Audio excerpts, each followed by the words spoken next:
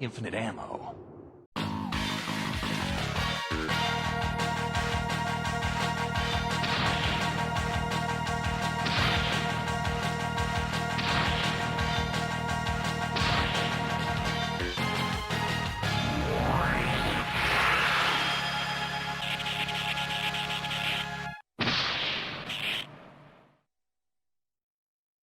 Alright, let me host this thing. Greetings, ladies and gentlemen, and welcome to an episodic discussion of the Street Fighter podcast. And we're talking about the entire series here. My name is Renegade Operative, and I'd like to introduce my panel. First, we have Rat. Hey, feel bad I wasn't here for the Tekken episode, but I wouldn't miss the Street Fighter talk for the world. Oh, believe me, there's tons of other fighting games we have to get to as well. Next up, we have Mr. Kaneki. Oh boy! Next up, yeah, that's it. Next up, we have Daybreaker. Hey, how's it going, guys? Mr. Inferno Dragon. Sonic Boom. Jojo. Was that a Fist of the North Star reference? No. See what I did there? Thank you for having me on, by the way. Fuck E Honda. Alright, next up, we have, last but not least, Hades. Hey, how's it going, everybody? Alright, we're gonna jump right into the questions, unless I missed anyone. I don't think I missed anyone. So question number one is, Street Fighter 1 was known for being a rough start to the franchise. What major problems did you experience while playing that game? I'm gonna make mine brief. I just played it like 13 minutes ago and I thought it was god awful. The hit detection is so off, dude. Like, why does it take like 2 buttons to do the Hadouken and constantly mashing it? It doesn't make any sense. Oh, you don't know how to do specials in Street Fighter 1? No. Okay, because in Street Fighter 1, like, my first complaint is the insanely difficult to execute specials. But to do specials in Street Fighter 1, you have to hold the button down, do the motion, and then release the button. Oh god, that's god awful. That's how you do specials in Street Fighter 1. Try doing a Shoryuken with that. It's almost impossible. Even though the Shoryuken was insanely broken and you really needed it to beat anybody. Also, I got to Mike and I realized that I kept getting like 3-shotted or 2-shotted, and I'm like, this guy is garbage. That's how most of the characters in the game work, because if you can learn to do the Shoryuken, it kills in 1 Shoryuken. It's 3 hits, instant death for anyone it touches. Oh, okay. Interesting. That's knowledge you need to know if you're going to even have a chance against the god. You know, I'm willing to grant you that the specials are a pain in the ass to pull off. Have you tried actually moving in that game? Oh god, jumping is a nightmare, I remember. You don't even walk, you just sort of hop from place to place. Yep. It's the worst. Hey, Ren, question. Have you gotten further to Sagat? No, the last person I stopped on was the stupid ninja that kept disappearing over and over again. Yeah, he killed me and that ate up my last credit. He's not hard from what I noticed. Like, his health is really, it doesn't take like a lot of hits off you if he hits you, but the problem was that I couldn't hit him, so I lost my last credit. I think I would have beat him second try. That's where the Shoryuken comes in. Sagat is, I guess, Sagat is a pain in the ass, I guess. Someone tell me how he functions. Sagat 1-shots you or 2-shots you. So, how would you feel about fighting a Sagat where you can't block any of his attacks? I would rage quit that game hard. How would you like an unblockable Tiger Knee? That's Street Fighter 1 Sagat. Oh god. Oh, I gotta bring this up before I forget. Does anyone remember the TurboGrafx 16 port? Yeah, it was called Fighting Street. No, yeah. look at this cover. Look at this cover. Remember this? Shit, yeah. Anyone see this? Like, what? God, I know that's a stage, but holy fuck, man. You could make a vaporwave album cover off of this if you just splash pink and blue all over it. That's Ryu. That's Ryu before he went fucking old. Can we bring back red-haired Ryu? I feel like it's a neglected design choice. Oh my god. Those little karate shoes. He has that as a costume in SF5. He does? I never seen it. as well. I never seen it. Yeah, that's cool though that they brought that back. If we want to talk about like weird little things in regards to Street Fighter 1, you know the original arcade cabinets for Street Fighter 1 only had like one punch button and one kick button, and how hard you smash the button was like how strong your normal was. Yeah, I remember. I remember hearing about that. It was really awkward. Just remember breaking your hand trying to do a roundhouse kick, just smashing it into the arcade cabinet. Anyone else have any like sort of experience with the awful, terrible dog shit Street Fighter 1? Well, I guess I'll go.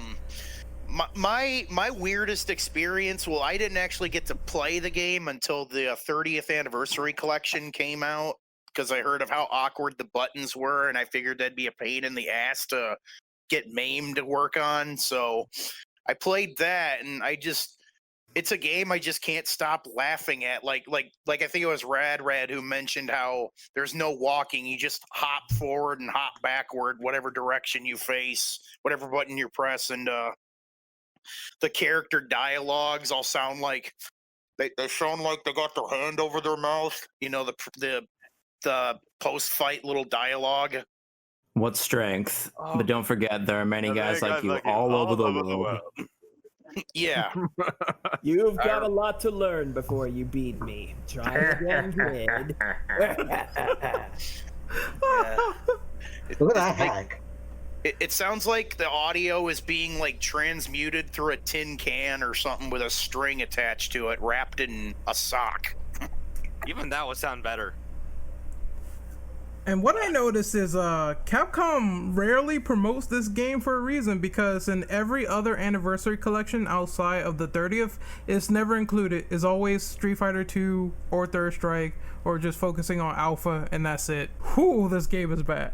I mean, would you want to play Street Fighter 1 on a collection? No. Wasn't there like a generic Capcom collection that was out in like the PS3 era that had Street Fighter 1 on it? There were two on the PSP, and I was going to say that was the first time I ever played Street Fighter 1 was on the PSP collection that had it. Mm. Okay. Can we talk about the bonus games of Street Fighter 1? I did see that there was like a mini game where you could break concrete. It was like It was sort of like Mortal Kombat with Test Your Might. There's kind of yeah. a deal, but the way the meter works is it's not very clear if your attack's going to be strong or not. Like yellow and red, do I want to fill the yellow more than the red? Kind of help me out here, Capcom. Oh, right. Boo, boo. All these people gather around to watch you break some concrete and heckle you to no end. If you fail, it's the best. Boo, boo. I must have did it Came right all the way out here because for this. I must have did it right because I broke it on the first try and I didn't get mocked. So I don't know what happened. I just pressed the button and it happened. It's a weird game. Like, I mean, one positive I will say, well, it's a couple of positives, but I will say that the graphics for the time looked good, the models look good, and the music plays well. It's just the gameplay that's really, really appalling in my opinion, because it doesn't work right. You say the music plays well, but now I know you didn't get to fight Sagat. If you can even call Sagat's theme music in Street Fighter 1. Let me guess, it's terrible. It's awful. Oof. When Fatal Fury 1 is more function than Street Fighter 1. Well, the thing about Fatal Fury is they were making it as a counter to Street Fighter 1, not Street Fighter 2. And woo! Ouch. But I guess God, who composed this? I don't. I had to listen to it after the podcast, but Oh, I'm listening to it now. It's like, what the hell? It's going to be playing throughout the whole video. It's like the most noise-ass noise you've ever heard. Okay, so it's like someone's playing a xylophone with rusty spoons. So it's just so like it's like how the basement theme had too many fart trumpets. thank you for bringing up post-traumatic stress disorder. I really enjoy it.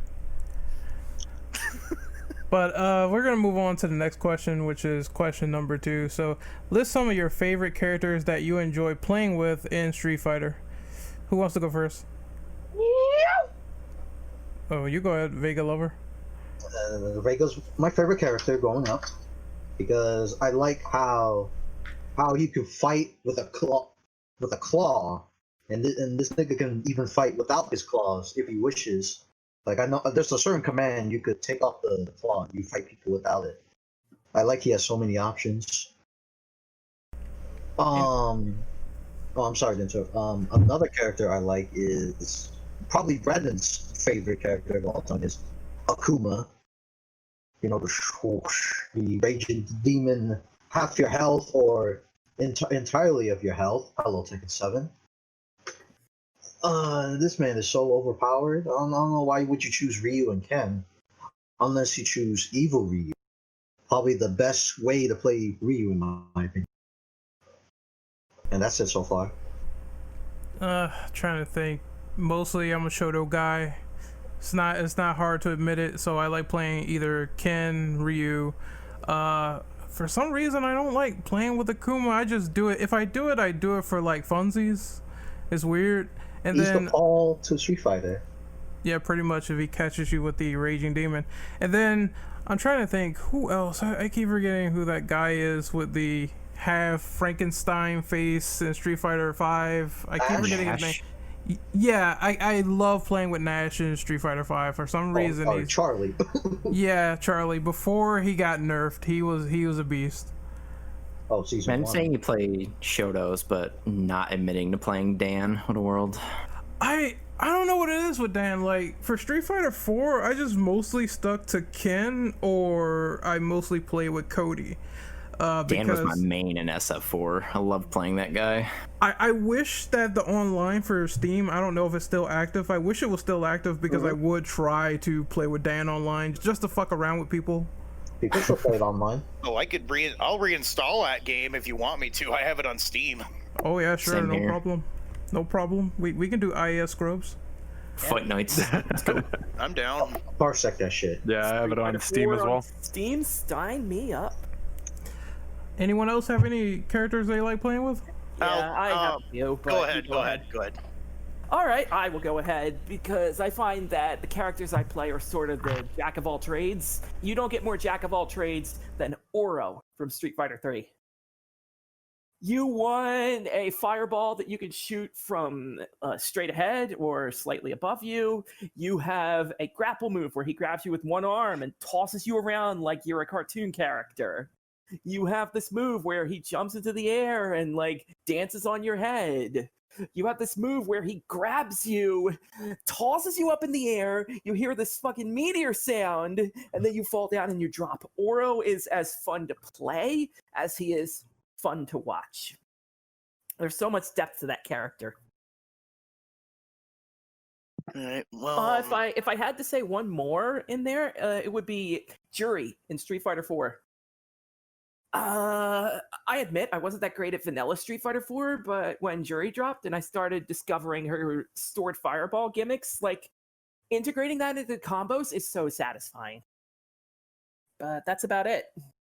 Gotta watch a lot of II if you wanted to see high level Jury in Street Fighter 4, man. His run at Evo, so legendary. Good times. I guess I would say, obviously my all-time favorite Street Fighter character is Ken, because mainly, yeah, he's a Shoto, but he does it with his own, flair and style, like with the fiery Shoryukens and his costumes usually have all kinds of weird shit on them. I always liked him. He was always he's probably my favorite, video game character of all time. Number 2 being Sub-Zero. My other favorite character I like in both lore and gameplay is my waifu, Chun-Li. I love playing as her in Street Fighter 3 Third Strike. She's kind of my main in that game. And I'm starting to learn how to use her in SF5. And I would say another one I really liked who's I obviously like Juri. Juri was really fun. I like doing her flip kicks. And I would guess as like a sort of an unusual character I like playing as in Street Fighter, Necro from Street Fighter 3. I liked his stretchy limb moves and his like Blanca-like shocking moves. I always had fun with. He was one of my mains in Street Fighter 3.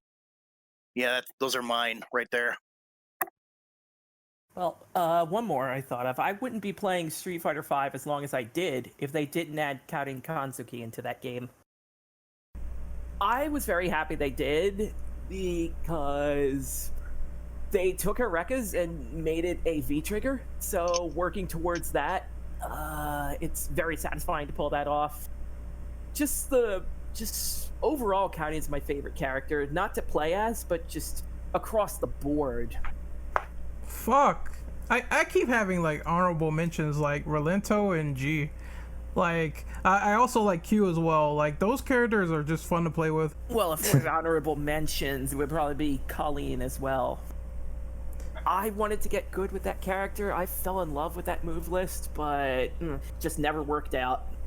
I really like they made her a playable character at the end of the day. Is Probably- that Go the ahead. chick with the ice? Yes, Yeah. it is. Oh, okay. Yeah, I know what you're talking about now. She was Gil's secretary in Street Fighter 3. Oh, okay. Yeah, she's kind of on my annoying list of characters to fight against, but I'll save that for the next one. You're gonna hate me when since we started listing SF5 people, I have to give credit to the one character that got me back into Street Fighter 5, and that was Abigail. He's so... I cannot imagine who sat down and was like, you know what? Let's make this guy, he's gonna think he's a car. And that's what's gonna be. I think it's mainly the toddler toss that I enjoy, you know, where he just kind of like picks you up and just throws you in the air, drops you on the ground. The character's so stupid, but I love playing him. I forgot I had a honorable mention. And you thought it was Poison? Think twice. It's the guy next to Poison. Hugo? Hugo. The fucking counter to whenever I face an Alex player. Man, he was so fun to play as. He does fucking damage with one grapple move, and he does damage. Anyone else have any favorite characters to play with? Guile Yeah. just for memes. Kyle, just for the memes. Theme song? Yeah, for me, it depends on the game that I'm playing. But for the most part, I like a lot of like the mainstay characters. Like I like Ryu, Ken, Chun, Cammy. I'm not good with a lot of those characters. Usually, like Shoto's, I'm better with. I really like Sakura. I think it was Julie was the one that I played in Alpha 3. One of the two, Julie or Junie. I don't remember which one it was. I was trying to pick up Rashid in Street Fighter V. I really like that character a lot. He's fun. He's interesting and he's different from, some of the mainstay roster characters. Jury, definitely. She was another one I was trying to pick up at some point. Akuma's really fun. Really cheap if you use Shin Akuma. And my buddy checked me on that. Because I think I don't remember what the run was, but I beat his ass with Shin Akuma, and he got really mad at me, but he got me back for it by playing a boss character in another game several months down the line. It was really fun. But yeah, there's just a lot of really fun characters in Street Fighter. I think that's one thing I will give the series, is that there's just a lot of memorable characters. The honorable mention is Makoto from Third Strike. She was a lot of fun, but I never learned how to get good with her. I will absolutely second the Julie love that is going on here. I will do the code every time to select her in Alpha 3. I know she's kind of a shittier Cammy, but it's that sniping arrow thrust kick. That is her everything, and that is the reason I use her. It's such a fun move to use, especially on counter hit where the world is your oyster. You can even combo into super off counter hit. I forgot about the Capre. Thanks for reminding me of Cammy. Oh, no problem. Most of us would like to forget the Capre. More Cammy dolls in Street Fighter 6, please. Yes. One for each month. Bring the Capre back. Oh yeah, I forgot. Yo, about I that. would buy the DLC pack where they put out a doll for each month. Oh. That'd be cool. Anyone else? Going once. I'm going good. twice. Soul to the hooker in red. All right, we're gonna move on to the next one. So let Hey, me bought see. one. Yeah. So we're gonna move on to question number 3. Describe some characters that you despise fighting against in Street Fighter. All right, fuck Blanca, fuck E Honda, There Who you go. else? Abigail sucks. There you go. I hate fighting against. I mean, Bison's. Well, he could be annoying because what players like to do is they like to do that stupid head stomp. It gets on my nerves. Like, oh man, I sometimes it comes out of nowhere and I don't know what to do with it. But he's not that terrible to face compared to Zangief. It's like I'm just waiting so I don't get grabbed, so I don't make a mistake, and it's a slow match. Like, how do I get in? And then he green hands or he does like some suplex, and it's so annoying to fight Zangief. It just gets on my nerves. Oh, you ain't wrong. I just wanted to get a Bison out of the way.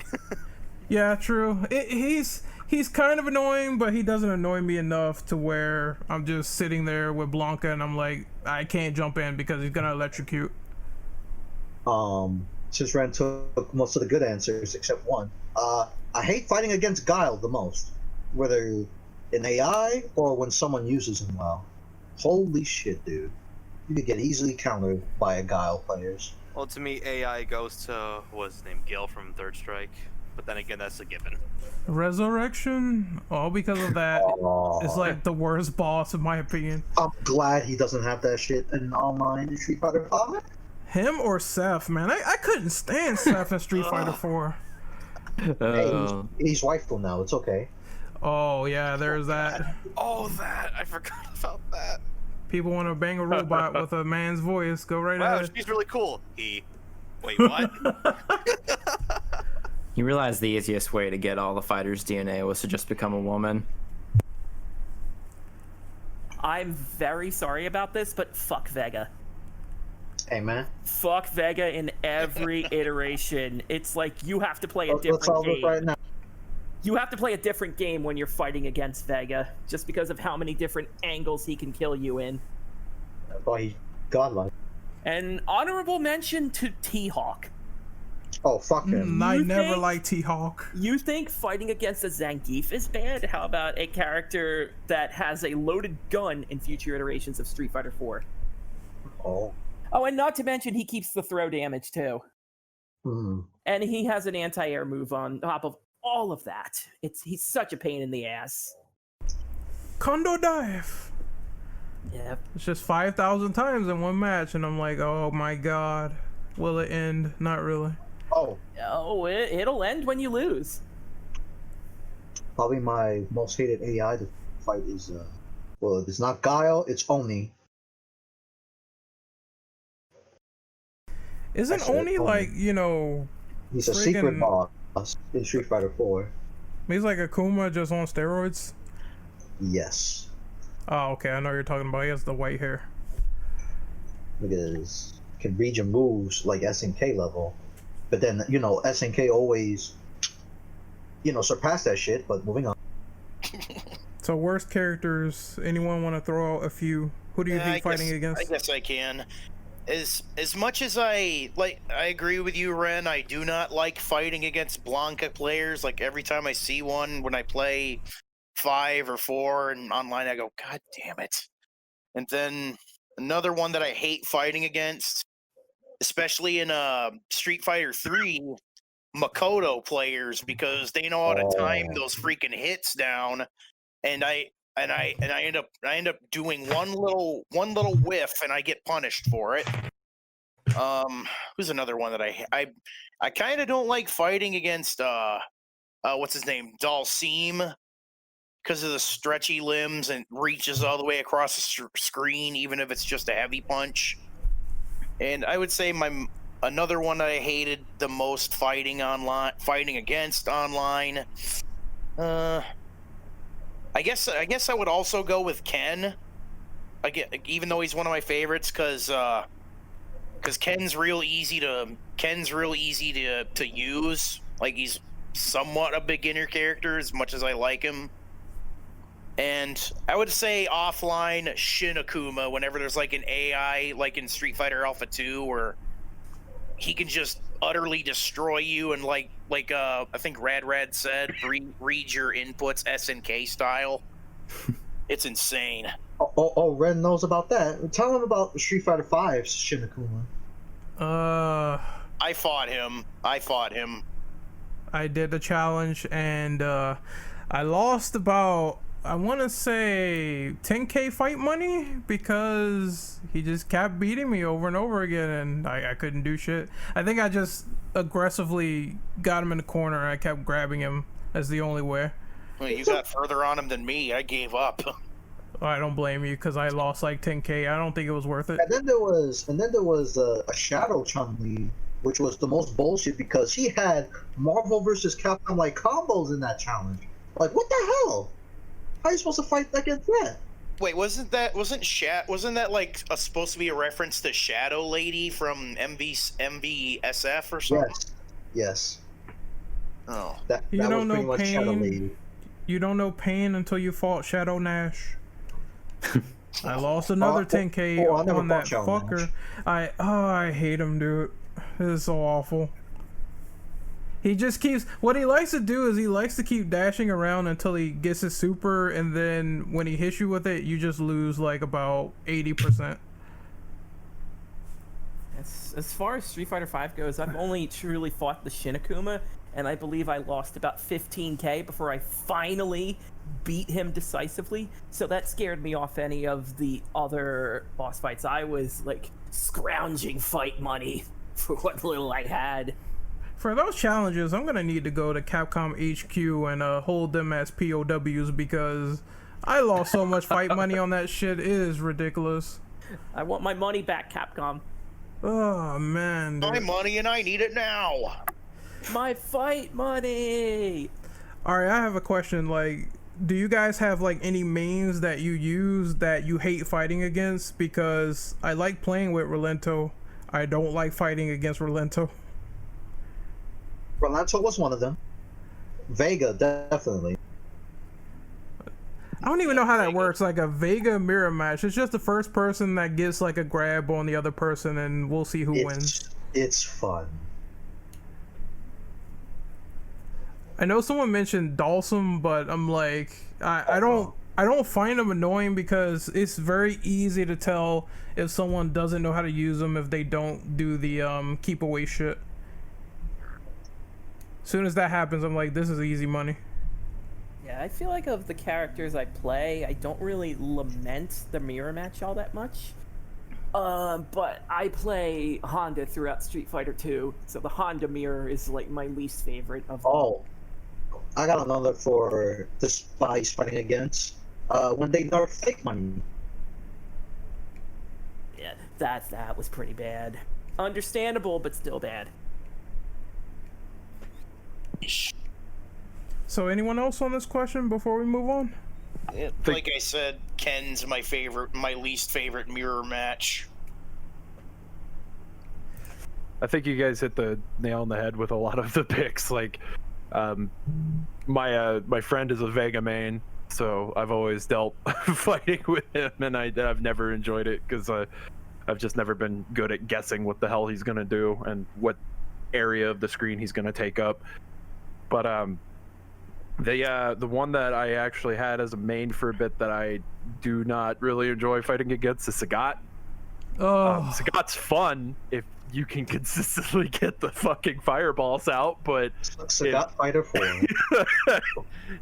if you just miss one time, because especially if you mirror and you're just doing the freaking tiger shots all day, it's no fun. Yeah, I imagine Sagat Mirror is just a more modern rock, paper, scissors. Pretty much. who's gonna land the fireball first? We'll find out on Dragon Ball Sagat. Oh, you want to talk about that? Let's talk about more like who doesn't want to get infinite first when you fight Yin or Yang in Third Strike. I don't like either of those characters. That's like something I forgot to mention. I do not like Yin or Yang in Street Fighter Third Strike. I do like playing as Yin, but fighting him, oh no, you're dead. Fighting him is just awful. The PTSD from their inclusion in Arcade Edition. Oh. How would you like a move that gets you in? And by the way, it's safe on block. That's crazy. Enjoy. So, anyone else before we move on to number 4? I'm good. All right, then. Name some underrated characters that you would like to see on a returning roster. Okay, I have one that I almost hear nobody talking about. Rashid. He's really fun to use if you use him right. Like I hope he I hope he comes back in a future game or something. He's really fun. I like his little tornado kick thing that he does. That's somewhat an anti-air and a projectile at the same time. He's fun. And he's kind of funny in the story mode. He made me laugh. I would say bring back Guy. Guy was interesting to play with. Like, I only played with him a couple of times, but I did like his moveset being a little bit more like tactile and deciding, you know, am I gonna do this suplex or this sliding kick or shit like that. It's just, I thought he was fun. We got the first Strider. It's okay. Oh, you're talking about Zeku? Yes. He's your pick for underrated? He's one of them. Like, he was a new character, but I think he should be brought back in Street Fighter 6 as the main roster. Him and Guy will probably have a fucking epic battle online. What about you, Inferno? He's dead? I'm not dead. He'll kill them. It's kind of a tough call because the characters I do like are sufficiently rated. But I would like Capcom to not ignore Dan Hibiki. How could you ignore Dan Hibiki? They did in Street Fighter V. He's like relegated to like menus and stuff, but he's not playable. And it's one of the best running jokes that Capcom has. And I would really like to see them keep him around. Got one more season, man. Just maybe. Just maybe. That's maybe. I'd pick Sodom, personally. I don't know why they keep ignoring him. Sodom!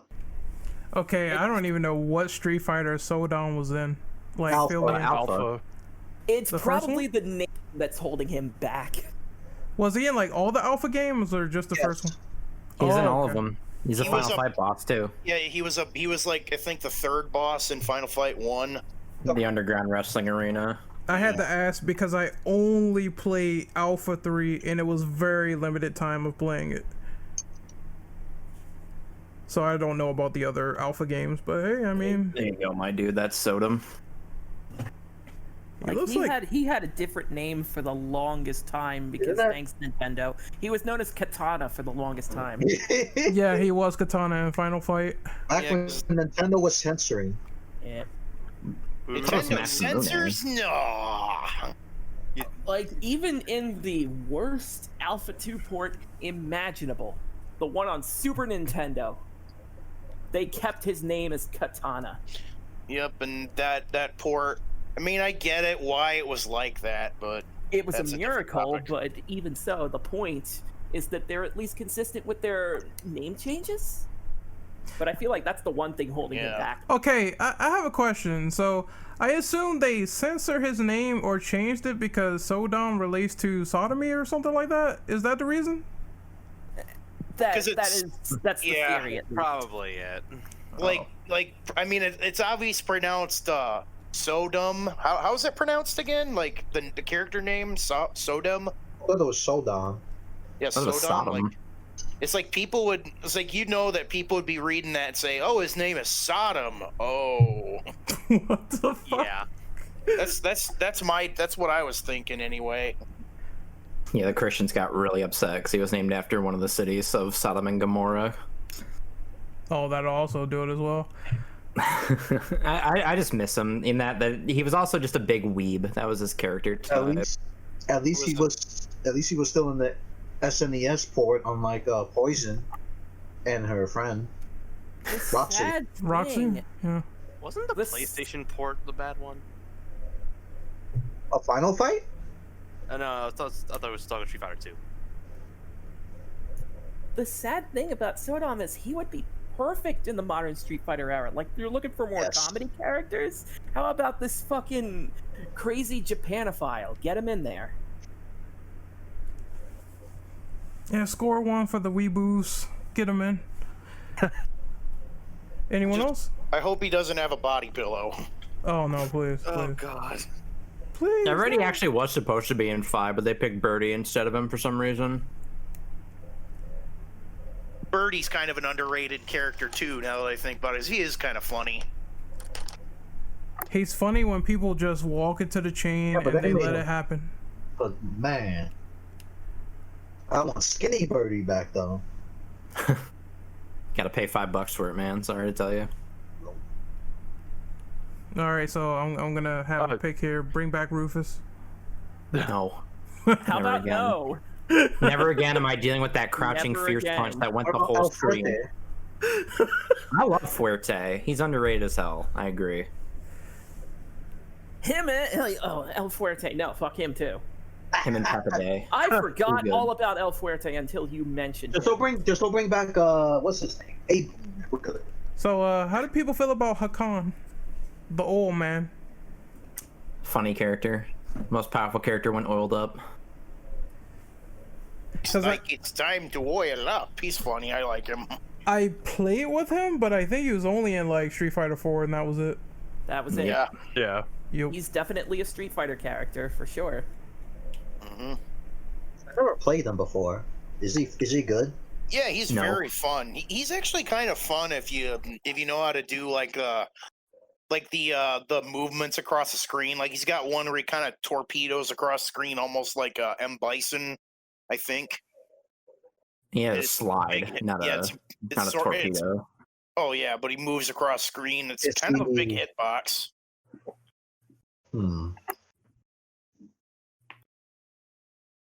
I'll try him out once this podcast is over. I would say for me, I mentioned them before, but probably Makoto, Julie, and Junie. And I would like to see her return. She's only been a playable character in one of the versions of Street Fighter Alpha 3. I think it was the PSP port. Maki, she's a Final Fight character. I think she'd be kind of cool. He was in the She wa- GBA port as well. Of Alpha 3? Oh, okay. Yeah. I didn't play that one that much. I played the PSP one more. I thought you were gonna say Played Ingrid. her. What wasn't she in Capcom vs SNK too? Yeah. Yeah. Yeah. That's where those sprites originated from. Oh, that explains it. It really is the saddest thing of all. The best version of Alpha 3 is locked on a portable. Yes, and Capcom won't bring it in. They didn't. They had their chance with the 30th collection, but no. Did they just port the arcade version for 30th? Yes. Yep. If you're gonna port the arcade version, port Upper. At least then you'd have like DJ and Guile and Evil Ryu and Yeah, they would have other Balrog. characters. Oh shit, that's another one. Bring back DJ, man. He's fun. Right. Like Christ, you had all 5 versions of Street Fighter 2. You had an updated Alpha 3 that made it to the arcade. Alpha 2 Gold? Nothing? Oh, Alpha 2 Online? Oh, that didn't happen. That would have been awesome. Because Get 3 and like it. because I didn't hear anyone. Oh man. Oh my God, Ren. If Reapers was here, he would have said it. He would say Adon. Adon sucks, man. I hate fighting him. He would say Adon's his favorite character. Fuck Adon, dude. Oh, that's Alex was Reaper's favorite character. Alex. Damn. I thought Alex got nerfed. He did? Well, good. In spite of sucking, Alex got nerfed for some reason. Alex isn't even in the game anymore, let's just put it that way. Damn, that sounds horrendous to me. But all this discussion of Alpha, it just occurred to me, I have the perfect answer. Bring back Eagle. Isn't Oh, Eagle shit. the guy with the Cool sticks? mofo. I liked him. We don't ever see we don't see very many fighting game characters use his style of weapon. Now that I think about it, Not to mention, he's a walking reference to the band Queen, even in Oh, his, yeah. like, dialogue. It's so cool. And isn't he one of he originated in the first Street Fighter, didn't he? Yes, he did. yeah. Yeah. But that's my proper answer. Can underrated characters count for even crossovers from a certain company who did the EX series? I don't think so. Well, unless they've been in Street Fighter games more often than not, then I doubt it. But if it's a one-time deal, then yeah, I don't think they count. Also, just for the record, isn't Eagle the guy with the sticks? Yes. Yeah, Yep. he's got like two, like I'd call them rattan canes because back when I took martial arts lessons, I actually had a set of those. Oh, Yes, okay. Jojo knows karate. Because I think he was in Capcom versus SNK 2, if I'm not too mistaken. Yes, he You was. are not Yep. mistaken. All right, good. He even had his own set of voices and everything. And again, I think they ripped those sprites for his appearance in Street Fighter Alpha 3 Upper. Yep. No time for loser.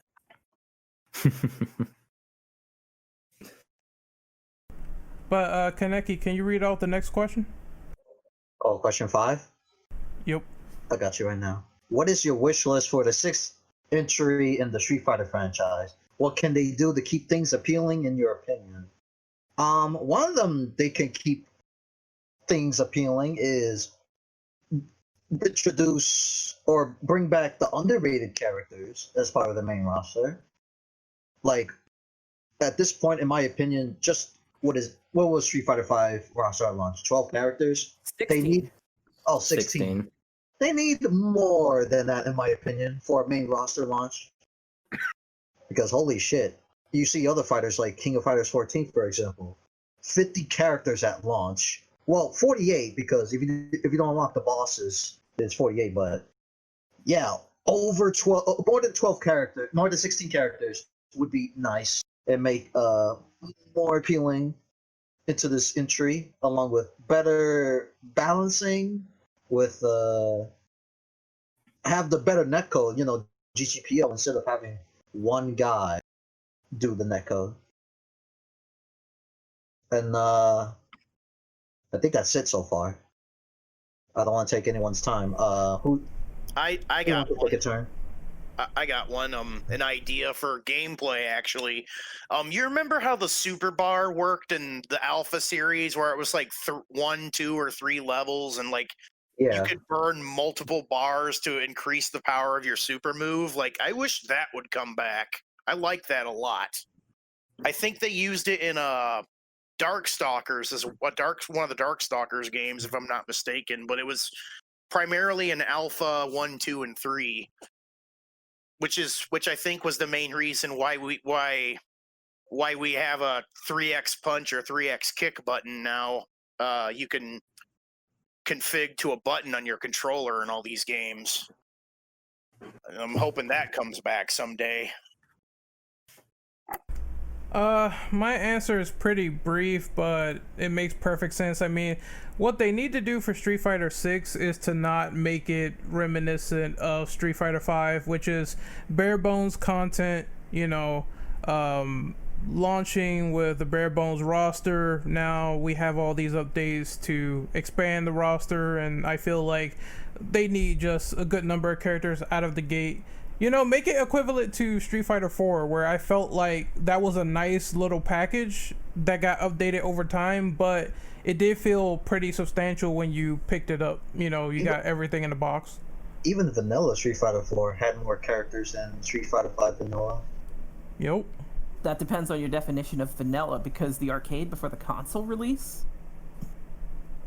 Let me guess, that was slimmer. that was also 16. Akuma Okay. was added like hours later, but he was a secret character. But yeah, That was I even think before the console release. Hey. I think story mode in the package, all that other stuff. Just make it fleshed out as much as possible for a fighting game. I think like a good example was like Tekken 7. I enjoyed when I picked up Tekken 7 at launch, and I don't enjoy it now because they kind of messed up the online a little bit, but still it was a great launch title to play. So just make it equivalent to that. I'm sorry, I can't speak today. Well, the online isn't the only thing they fucked up on. Sweeps. Oh yeah, hell sweeps are a problem now. So yeah, that's another thing too. If you're going to like make all these balance updates, then at least, I don't know, it has to be a better way to do it than to just say, I'm gonna get rid of everything in this character and make them totally useless. add some stuff that will help with like community feedback and stuff like that, because I hate how Ed just sucks. He has like barely any tools and it sucks to use them. So yeah, paying attention to what people are saying is nice. Not to the point where you're nerfing like characters so much to the point where they're unrecognizable, but still.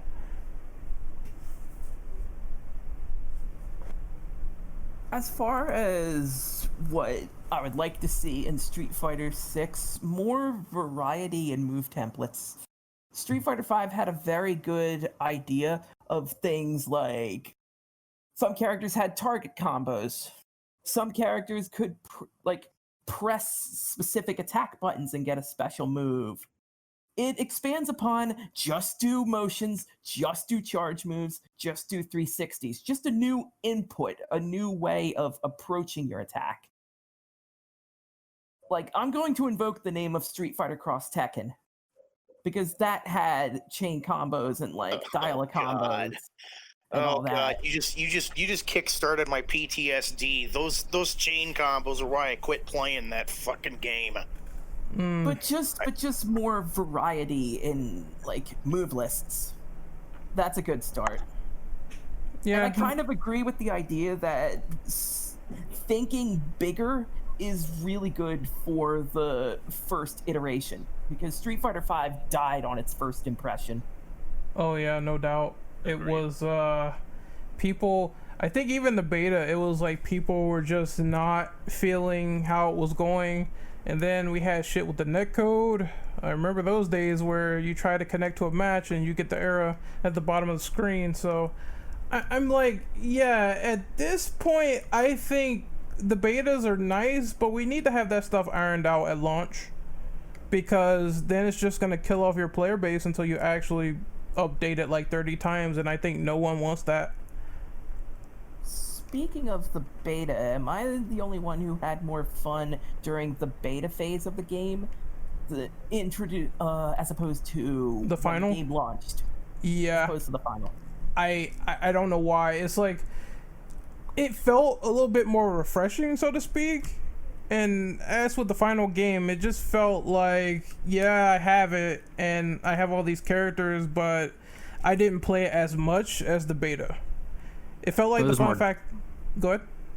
I was gonna say there was more jank in the beta, which made it more fun. But they kept taking it out as time went on, and then we ended up with Street Fighter V. They kept on taking out the fun. Remember Yeah. that? Oh yeah, I remember that. Didn't they censor some shit? The PC mods had to fix that. Yeah, I remember that. But All she did was slap her ass. Man. and Capcom loved that esports money, so go figure. Oh yeah, the ESRB hit them like a ram.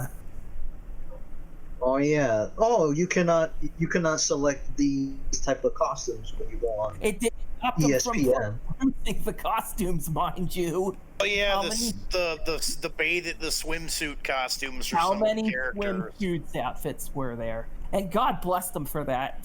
I think there was one for every female character, if I'm not mistaken, at least. Yep. Wait, that was the DLC, right? That came out later? Oh, I know what you're talking about. And you can't wear that online? No, on the When you're at like a professional major and you something. can't. Yeah, you can't wear it there. Okay, I see. like way back when they were on a big stage, Evo, when they were nationally broadcasted, the network had a few standards and practices they had to toss down to Capcom's and being like, hey, Mika's tits and Laura's tits are a bit much. In my opinion, I disagree. In my opinion, one thing they need to do is to stop with all this. I mean, I want fight money to be in the game, but I want it to be fair. I don't want it to be like it is now, where I have to grind endlessly to get points to the point where I'm like, well, fuck this. I might as well use real money to buy this character. It was kind of fair until they nerfed it.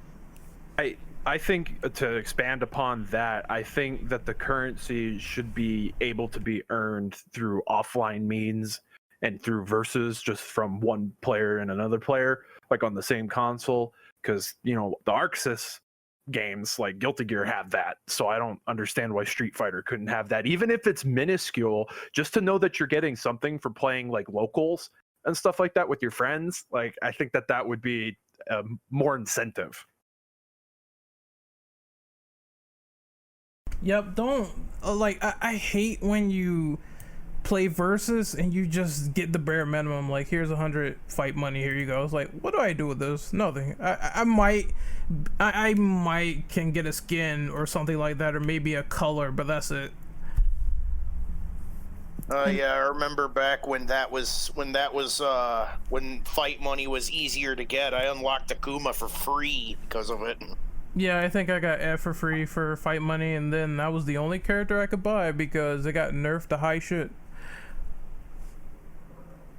Yeah, I think Capcom realized the mistake they made by even introducing fight money, because then they don't get real world money, because everyone lives and breathes Street Fighter and paid their way through characters and certain costumes.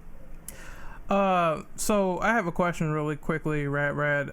Did they say anything about amending the mistakes for Street Fighter 6 because of what happened with Street Fighter 5? Not so far. Street Fighter 6 has been very quiet for the moment. Okay. And I wouldn't expect them to learn too much from Street Fighter 5, but I'm willing to be surprised. Yeah, I'm gonna be cautiously optimistic about it. Also, what were you saying, Hades? Just don't put colors behind survival mode again. That's the worst shit in the world. Oh Yeah. yeah, fuck that noise entirely. That was dumb. In Street Fighter 4, you just got them by playing your damn character. And now it's like, yeah, you got to clear 50 stages that get even worse as time goes on. It's like, no, thank you. This is not fun. Didn't they add like hell mode or some shit where it got even harder? Yeah, but you only got a title for that. Oh Yeah, and they had to change the name of it too. yeah. Why change the name? I don't know, man. Capcom is funny with these changes, dude. Like, holy shit, man. It was actually bad. it was actually pretty unique calling the highest difficulty hell mode. Yeah, I don't know. I just wish the game had more to offer at launch, especially costumes, because Yes. I would love the calculation it would take, even before Champion Edition was released, of what it would take to buy every character, every costume, and especially every stage. I would love that calculated. It would make Dead or Alive blush. Yeah, I didn't like the fact that you had to buy stages either. I think that Honda's stage is priced and you have to buy it. Oh man, just it's a lot of stuff they need to learn, but the only thing we could do is just hold them accountable if they decide to, go back on their word with some of this stuff and they don't fix things. But it remains to be seen so far with Street Fighter 6. So we're gonna move on, ironically, to go ahead. Well, overall, I think the message is I just want to pay less for Street Fighter at the end of the day. Yeah. All right. And the free title updates were cool too. I did like that, so it's not like, well, you gotta go and constantly get this game and then you're cut off from the vanilla online, because I remember getting Super Street Fighter 4, and I think you can't play with people who had vanilla because of that shit. Oh yeah, vanilla was cut off entirely after Super, but you didn't need to get another disc again after that. Yeah, so the way they do it now is cool. I think that should definitely stay, so you're not cutting off the community that bought the game at launch. Yeah, I waited for Champion Edition to come back. At least the $25 upgrade. That is a steal compared to what it was 4 years ago. Again, do the math.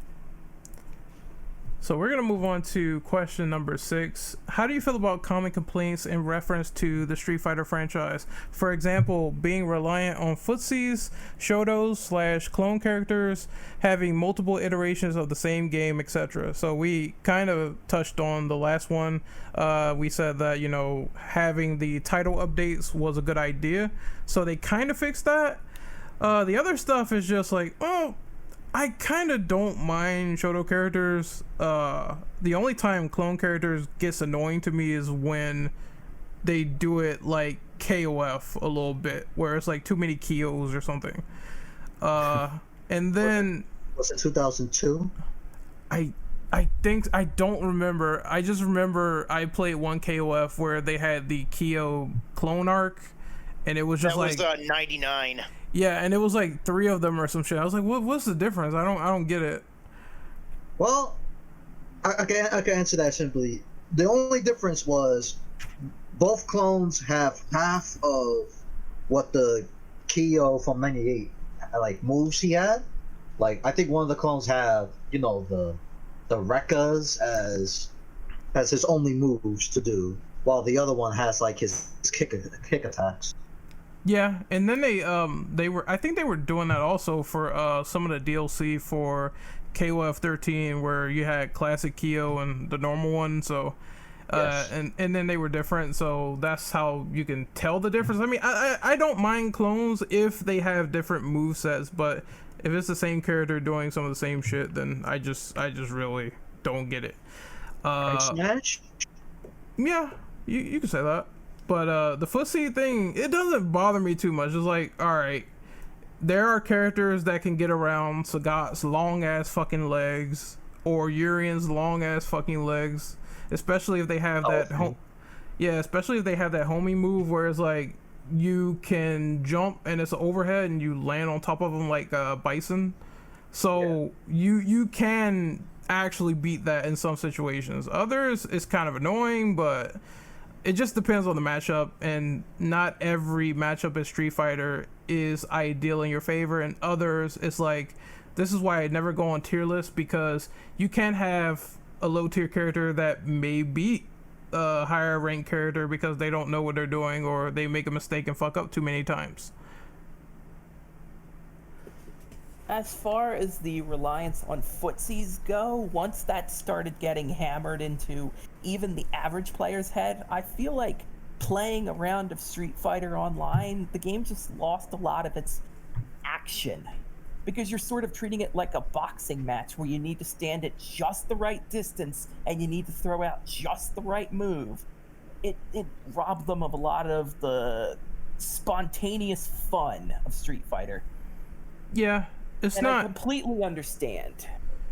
It's not Fast and Furious as like Third Strike anymore. I feel like when I'm playing Street Fighter 5, I'm just fighting someone who is blocking all day and teching all day, and that's about it. It's like, how can I get around that, as opposed to Third Strike, where it's a little bit more random due to parries and all type of other shit going on. So I prefer that style of gameplay over the 1 and 5. I just get tired of people turtling all fucking day.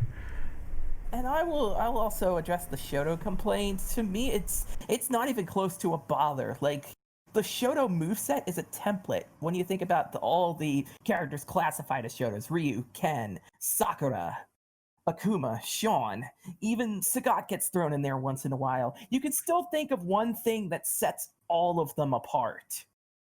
It's like this. You remember Super Mario Brothers 2? Which one? The one we got. The Doki Doki Panic one? Yes. Oh, all these characters can jump and run. They must all be the same, right? No, one can float, one has this kicky jump, one can throw items better. Like, they all have this thing that really sets them apart from the other. They don't all play the same, and everyone's got a specific preference. They do enough to stand out from one another. I mean, it could be World Warrior and Ryu and Ken play exactly the same, no differences. So I don't really get that complaint. It's a style of play, but no two Shotos are alike nowadays. Yeah, Ryu and Ken are different enough to the point where I feel like even their moves in Street Fighter V, like with the Tatsumaki Kins, is way different and a little bit more effective as opposed to Ryu. So as long as that stuff stands out, in my opinion, then I think it's totally fine. Yeah. Well, Ryu and Ken have always been like the beginner characters in the series. Yeah. Yeah. The character that you want to play, so you can learn how to play the actual game and either stick with them or see if there's another character you might like. But yeah, I agree. Yeah, you took everything you said. I was gonna say about the Shotos. You know, it's like a template. I would say I'm okay with footsies because like it's easy to punish someone who relies too much on footsies.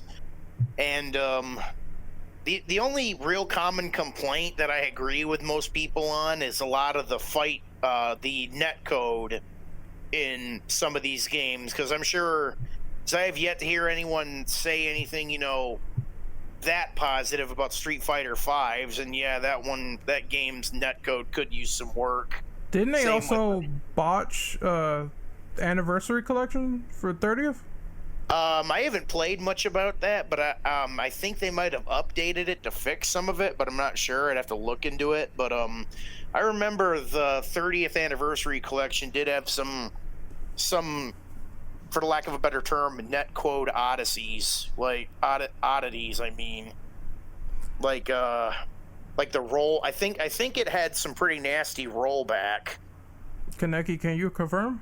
Yeah. The PlayStation 4 version had a specific nightmare when it started out. I mean, of 30th anniversary. Mm-hmm. If you press the PlayStation button on your controller at all during an online match, that match is canceled. Yep. It still has that problem. Oh, Yep. what the hell? Yep. You had a one-button rage quit. Maximilian called it the rage quit button. Yeah. I mean, everyone did at this point, because that's what it was. The low tier god button? I did that by accident. I did that by accident once. I felt bad. I don't know if later updates fixed the netcode for 30th anniversary, but for the PS4, Xbox, and PC version, I say they got the better overall update in comparison to the Switch version. I bought the Switch version because I wanted portable Street Fighter on the go, and the trade-off is the online experience. It's like a Street Fighter game that chugs like you're running it on a weak computer. At least when you're playing a less than ideal online match. Ultra Street Fighter 2, however, has some pretty, like, I've never had problems with that one's netcode, and I have that game, Ultra Street Fighter 2 on Switch. Ask me about my experience in Crash Team Racing on Switch Online. Do I even want to know? It was never good. Yeah, I think Ultra Street Fighter 2 is sadly kind of a ghost town online, which is to be kind of expected. Not really. People still play that game. But is it like all the time, like specific hours of the day? Yes. Yeah, I actually narrows heard it down. otherwise. Wait, what? Like that narrows it? You just said yes, and that didn't answer like which one is he correct on? You just said yes. Kind of confused me.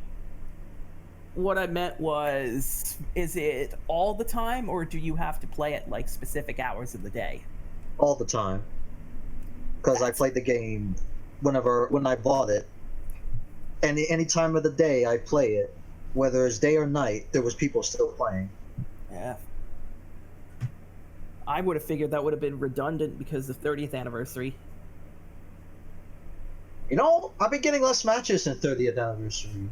Not for third strike or what is it? People playing Alpha 3, but Super Turbo. That's a ghost town for whatever reason. Well, that's very good to know. I guess. Well, we have to get to that like later on because we are talking about different iterations and question number 9. So are we done with number 6? I guess so. All right. Go for it. So, how do you feel about the overall lore and story of the Street Fighter franchise? This includes our thoughts on Final Fight being canon to the lore as well. Okay, so I'll answer the latter one. I have no problems with Final Fight being canon to Street Fighter at all, or the characters crossing over. I think that's totally fine. As for the lore itself, I think it had that same issue that DMC had, where they don't move past a certain point, because I think during Street Fighter 3, the rest of the Street Fighters after that are like prequels, right? So Yeah. 4 and 5 are prequels to that game in particular. Yeah, like 4 takes place after 2, and 5 takes place before 3. I think in that order. Okay. Yeah. 5 took place before 3. And is there a reason for that? Like, because I'm not too familiar with Street Fighter 3 lore. I think whoever Because, would have like, the answer. It seems with- like with Street Fighter 3, it is for the most part a brand new cast. Okay. And because of that, when Street Fighter 3 first came out, it was kind of a failure because it was a brand new cast. I'd say that was one of the big reasons. It's not one of the only reasons, but it was a very big reason. So Capcom hasn't really taken much of a risk. It's like they have to have these characters. There is no substitute for them. So Street Fighter 4 comes out, the World Warriors are back. Street Fighter 5, a more familiar cast. It feels like they have more classic characters than they do have new characters. Right. I'd also like to point out, in the earliest days of Street Fighter 3, there was not even going to be Ryu and Ken. It was just going to be all new characters and maybe a couple from like Street Fighter 1. Like, I'm trying to remember who was from Street Fighter 1 that they were going to put into 3. Can't remember who it was. Were they gonna pull a Mortal Kombat 3 vanilla without Scorpion being introduced into the roster? Yeah, but then it, like, I guess, but then, like, as it went on, they decided to just put Ryu and Ken, and that's why in the first 2 iterations of Street Fighter 3, Ryu and Ken were the only returning characters, and then then Third Strike came out, and they put Chun-Li and Akuma in it, and yeah. Oh, okay, so it took a while for that to become literally the game that people fap over. Okay. Yeah. Oh yeah. But it seems like with Street Fighter 5, they're gonna have their cake and eat it too, because even if this game is like right before 3 starts, it seems like everyone, old and new, is present in the timeline now, and that's the other thing. Street Fighter's timeline before 4 and 5 came out was fucked beyond all reason. Good luck keeping track of that. There was a literal plot guide back in the day that did its absolute best to determine what endings were and were not canon. And then you flash forward to Street Fighter 5, where fuck it, everything's canon. Did anyone play the story Shadow Falls? I did. I did too. What do you guys think of how they handled the plot there?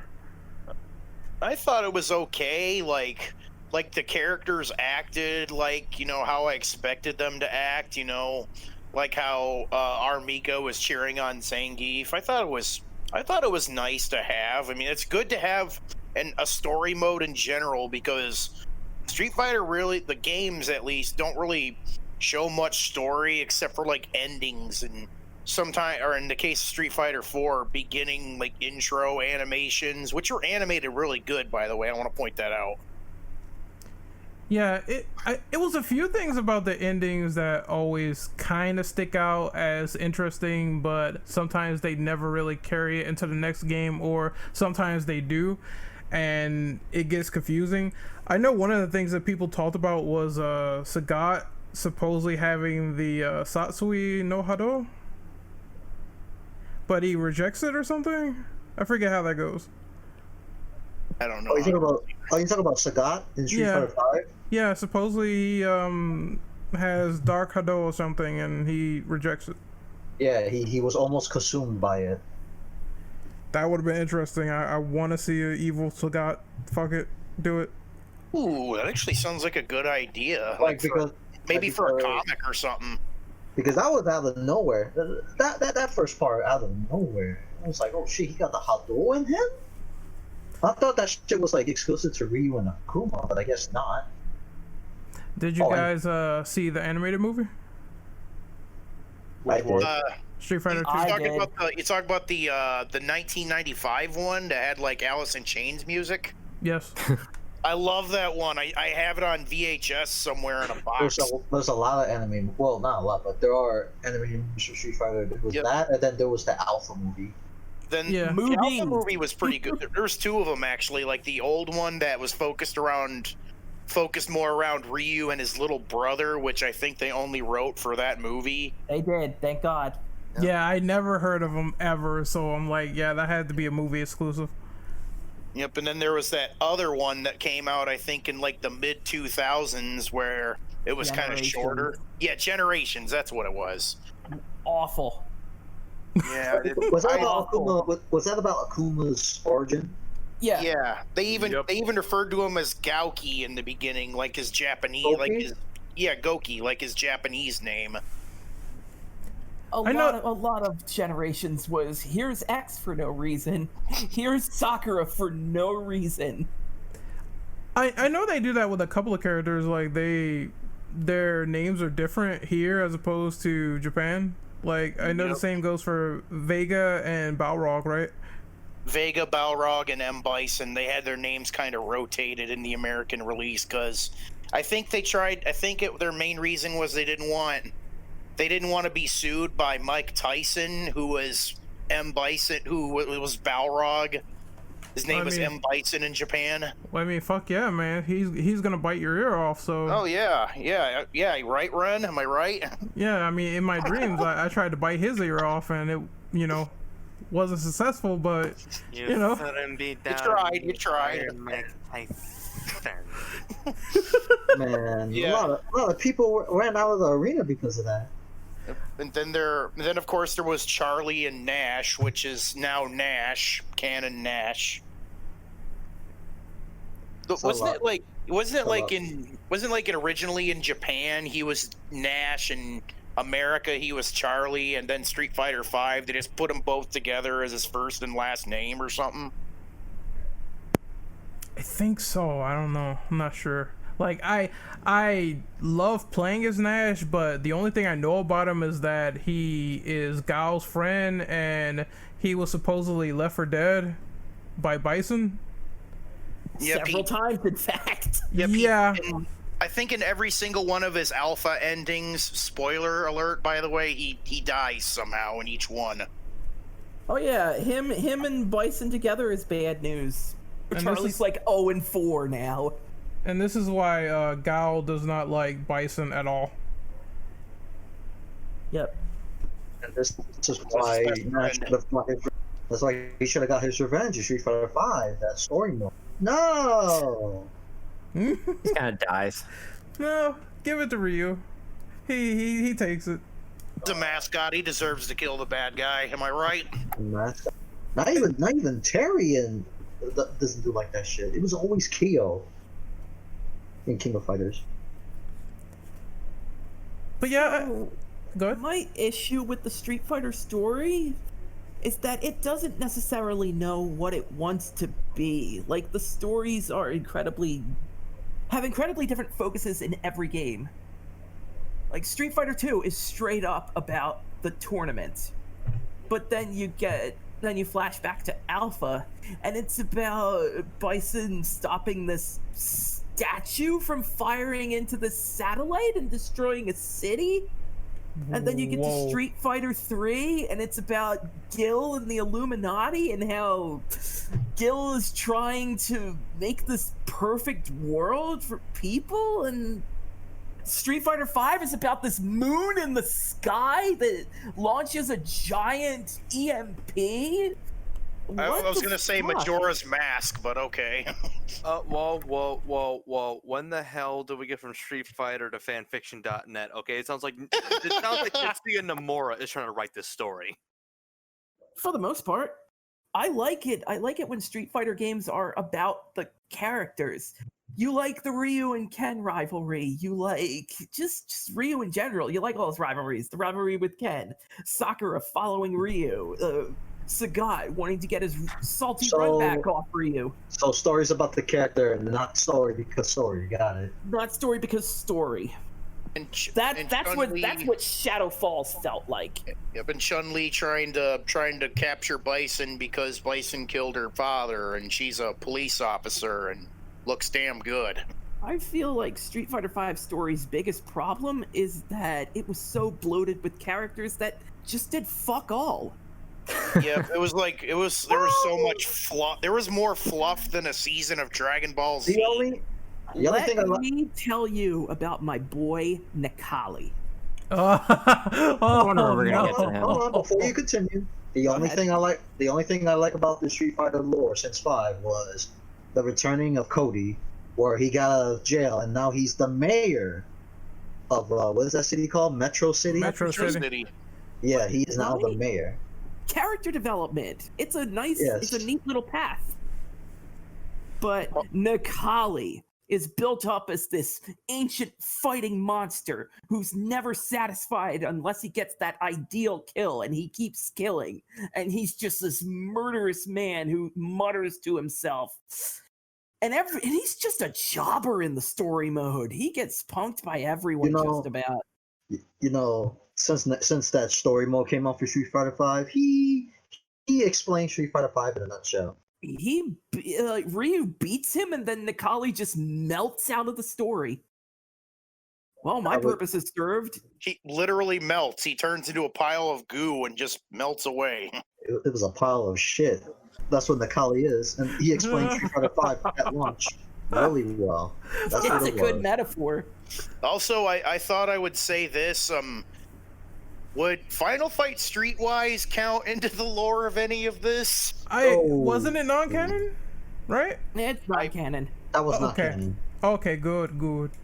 Even though Cammy's in it. Cammy and someone related to, I think Andre from Final Fight was in it from the first Final Fight game.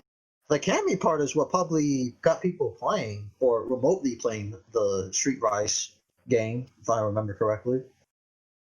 Also, hot take, but I actually like that game somewhat. I play it and actually have fun. Granted, I understand what's wrong with it, but still. As soon as I saw that Cody turned into a methed out zombie, I was like, what the fuck?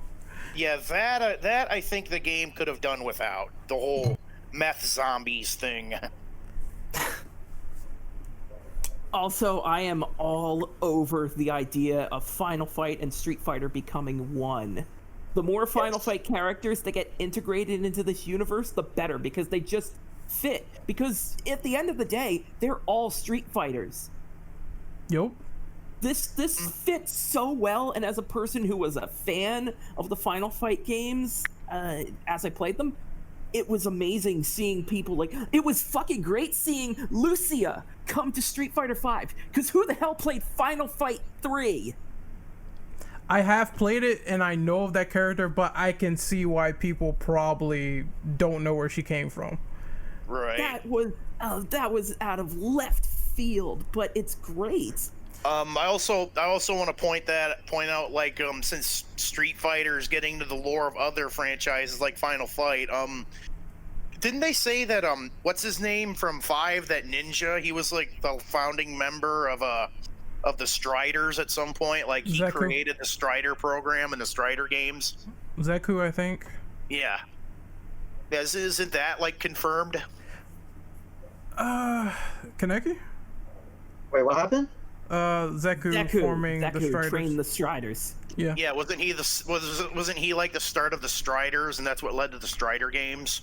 He was the very first Strider, so yeah. Yep, and also I want to point out Captain Commando took place in Metro City, so there's another link for you, the Captain Commando games. Really? Oh yeah. Yep, the city it took place in was Metro City. It was I think in the far off future or something. To play Captain Commando, I didn't know that. Okay, he's not playable in Street Fighter V. Instead, he was a costume. He's a good costume, but I know this is probably non-canon, but Isn't there like a side-scrolling futuristic Street Fighter game that they made that was an Street offshoot? Oh, 2010. 2010 Street Fighter for 2010, the final Can we not fight. talk about? Can we not talk about that? I guess that game is feel shit. like it's necessary. Yep, we So- have to now. We have to. It was not originally a Street Fighter game. Really? I couldn't It tell. was. In Japan, it was just 2010. Yep, 2010, and the character's name was like something Striker, not Evan Curtis Striker, 'cause that's Stryker. Mortal. Yeah, not Curtis Striker because that's Mortal Kombat. And when they brought it over here, they just slapped the Street Fighter title on it and said, "Oh, this is Ken now. He's like a cop now. Ken quit street fighting and now he's a space cop or something." You know they only did that just to sell copies. Well, this ain't for the first. Evans. Well, this ain't the first time they put a blonde character that's a fucking cop. And I also thought it. And here's the Ren funny thing. knows. I think Street Fighter 2012 came out before Street Fighter 2, so that was possibly the sequel to Street Fighter 1 at the time. Yep. Boy, that was just a misfire on all cylinders. Yeah. Rival Schools is tangentially related to Street Fighter, right? Oh boy. no! Yep, there's another one. Isn't there a character, Ran Hibiki, who learned from Dan or something like that? They're related. Oh, okay. And- okay, and I thought think- so. And I think Sakura was in one of the games as like Yep. a unlockable character. Yep, she was only in the console version of Rival Schools. But yeah, it seems like Street Fighter, the lore with certain characters is interesting, but it seems to have that issue like many other fighting games where it's like once they try to think big outside of the tournament, it gets all muddled. I know MK had some success with this with Deadly Alliance, but I do feel like the more it went on, the more it got a bit complicated. So maybe they should be a little bit more self-contained. I don't know. I don't. Just go back to tournaments. Makes sense. Please. What were you saying, Daybreaker? I was gonna say I think it would be interesting if they did a more compiled sort of narrative, like either do like some sort of movie or some sort of book that kind of explains everything in a cohesive narrative for people who actually do like really want to follow that. Because you're right, you know, we've kind of been talking about it. There's a lot of bits and pieces scattered about throughout the different Capcom IPs that all link together back to Street Fighter. So I think like a compendium or something to that extent would really be nice as a follow-up to like the next game or something. Like they release kind of like a here's how you can explain everything to your friends book about the Street Fighter universe. Oh, like what they did with Zelda. They made that book and it's like a Zelda encyclopedia. Do the same thing with Street Fighter. Hyrule History. Yeah, Yeah, Hyrule Historia for Zelda. So now we just need the. I would have that on my Street Fighter coffee table. Historia. Yeah, I'd have that on my coffee table for sure. Yeah, I'd buy it. Well, since you mentioned book, that makes me. It's a complete side tangent, but I wonder how like canon the Street Fighter tabletop like RPG game is, because that has a lot of like random characters and like data in regards to like M Bison's base and stuff. So I'm curious if that's like canon at all anymore. Can I just want to say, because I actually found, because those books have been long out of print. So there's a fan compendium. There's like a compilation of all the material from the different books that they made. And I actually was running a campaign for that. That system is fucking dumb. Like there's some absolutely busted shit that your character can do. And it's super easy and early to get. Like the ice mechanics, like doing ice blasts. Oh my, yeah, don't even, it's just dumb, but it's a lot of fun. It really is. It's a different system. So if you just grab a couple buddies, I definitely recommend trying it out. That PDF is not that hard to find. It was like the first thing that showed up in a Google search. So I definitely recommended it. There's a lot to learn because the mechanics are very different from anything like D&D, vampire, stuff like that. But once you figure it out and like start like getting to where the fights are good. It's really interesting. Lots of flavor text too, if you're a fan of that at all. So much yeah. flavor text in those. It's a White Wolf game, so they do that a lot. That reminds me, there was this Street Fighter trading card game that they tried for a little bit. I actually bought a deck that was like $3 at this comic book store. I'll have to find it and take a look at it and see what I could learn from it. There have been so many games and movies and IPs that have just had a trading card game for some random freaking reason that have never worked. Oh yeah. So that doesn't surprise me that Street Fighter had one. Hey man, look, we need that Street Fighter puzzle game again. Come on, just like Tetris. Dude, I'd love a freaking another puzzle fighter. That'd be great. Oh yeah, same. Can we bring back Pocket Fighter? Wait, that was a thing too? I love that. I Miniature like that Street Fighter? game. Oh But back yeah. to the actual characters themselves, there's this website Capcom put up called the Activity Reports, where they have told you things about just characters of the Street Fighter universe that you never thought you needed to know, but now you know it. Do you remember the opening of Street Fighter 2? There's these two Yes. characters fighting right below a building, street. and one punches the other out. Bum, bum. They have names. The fuck? The guy on the right, the blonde, is called Scott, and the dark dude getting punched out on the left side is named Max. Yes, Hell yeah. really. They have names and profiles, and they're trapped on this website that is like deeper than the Atlantic Ocean. Oh wow. But have some fun going through that sometime. You will be surprised at what you learn and what Capcom practically leaves on the cutting room floor. We were just talking about Street Fighter 2010. They have Kevin Stryker on that website with a full profile.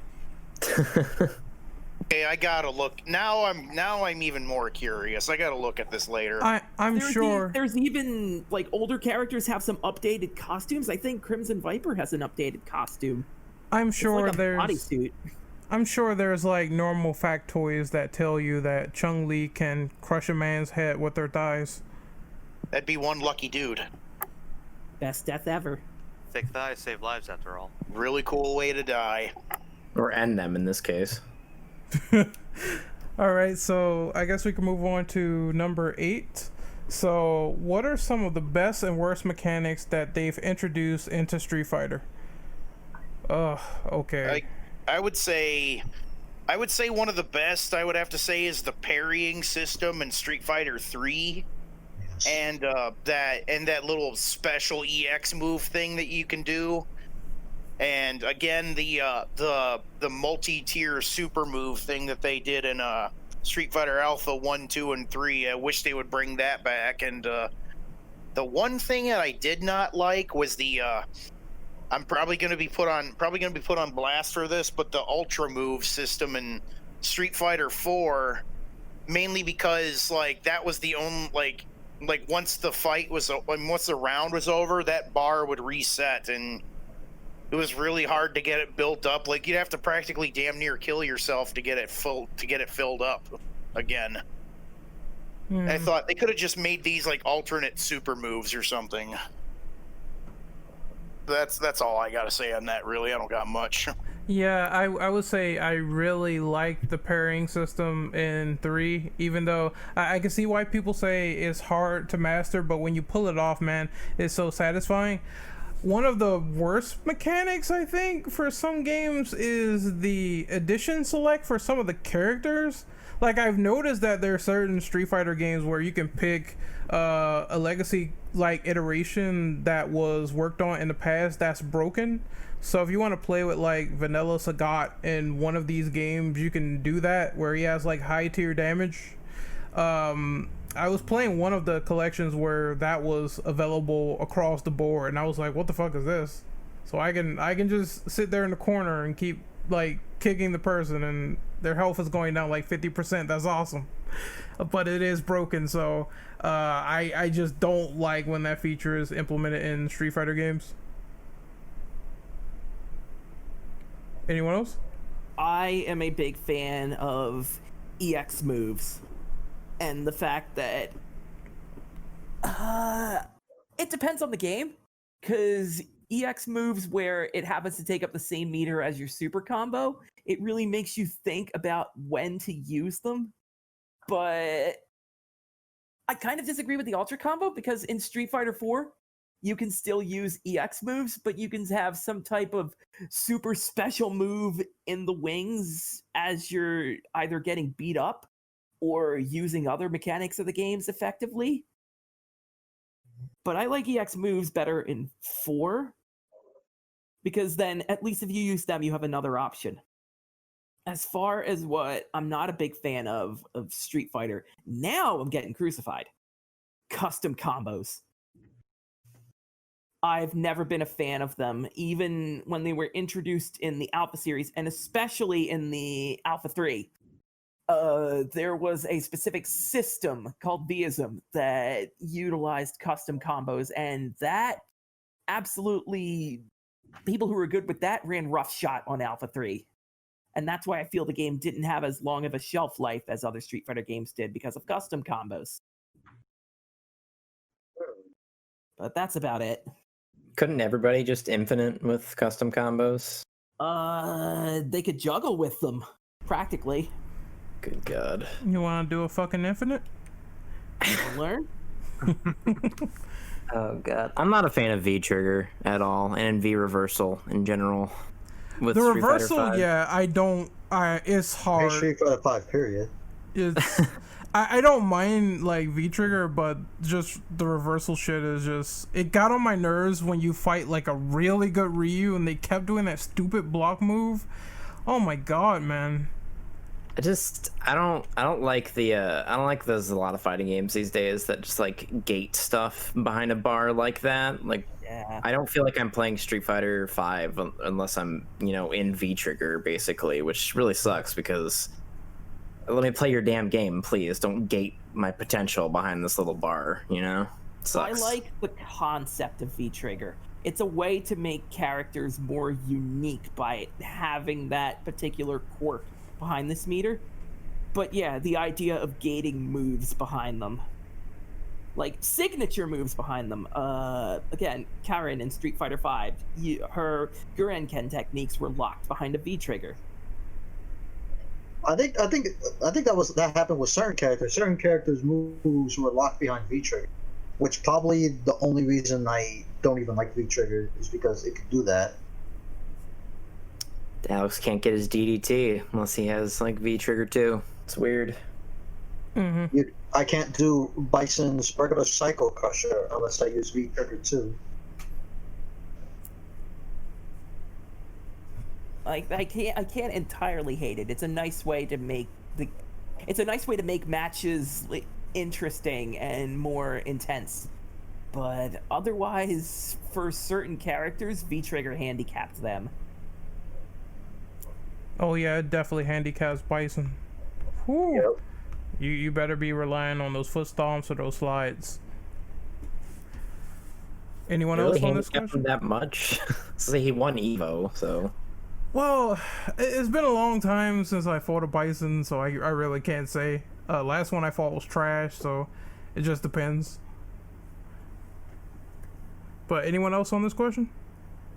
I liked Guard Crush. Is Guard that Crush where was you... in Alpha 3, and there was a meter right below your health bar. If the opponent was blocking too much, that meter went down, and if it went down all the way, they were Guard Crushed and completely open to whatever your next attack is. Isn't that in Street Fighter 5 as well? Not to my knowledge. Like, Some people can smash your guard. Like a fully charged Abigail headbutt can guard break you. Yeah, but those are character unique. It's not a system-wide mechanic. Oh, Yeah. okay. It's I mean, partially. If anything, it reminds me of the original like Soul Edge, like Soul Blade, where your weapons could break if you guarded with them too much. I know I'm stretching with that, but that's what it reminds me of.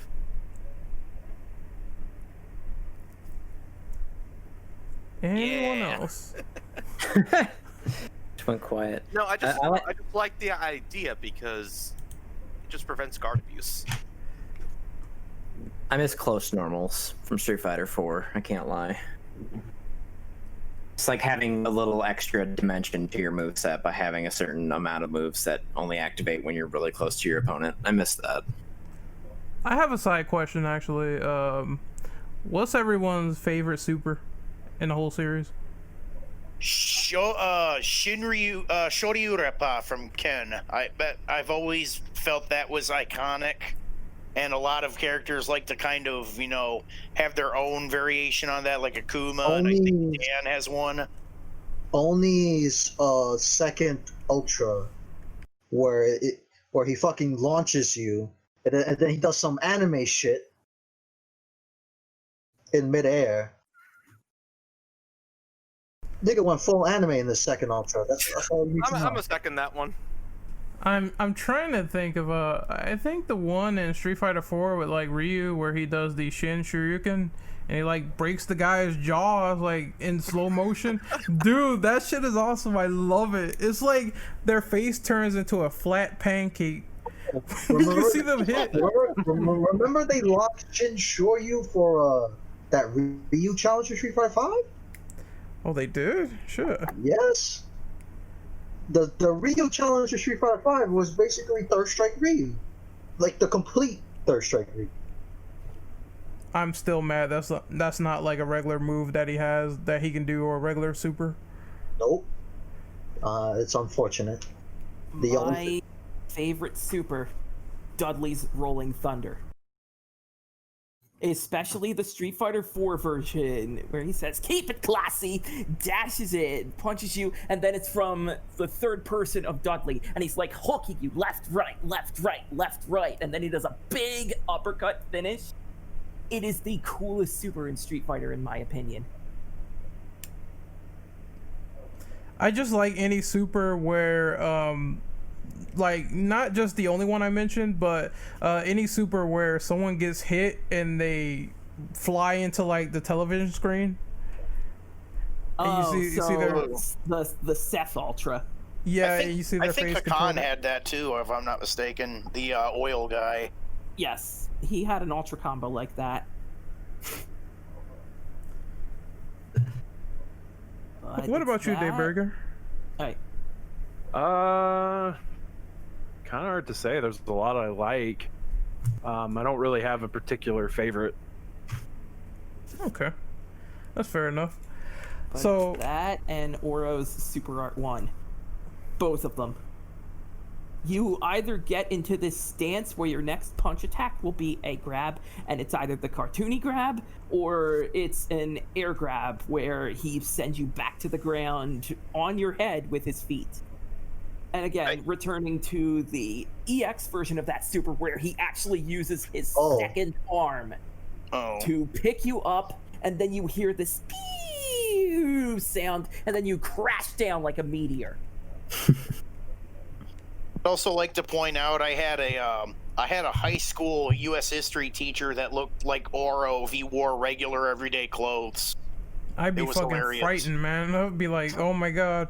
I didn't like him very much, but that's a different story.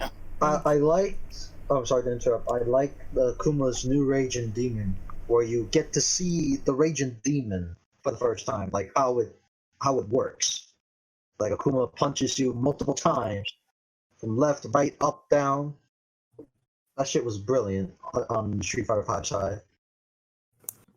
I would give an honorable mention to Zangief's Siberian Blizzard. Especially in EX where he jumps into the stratosphere to pile drive you. Yes. It's like everything about that is dynamic turned up to 11. I can't even actually describe why I think it's cool. It just is. Look at it. Yeah, I'm just a simple bitch like Sonic Boom. I just like how it looks and how simple it is. And most of Cody's moves as well, especially when he beats people with the pipe. I found that glorious.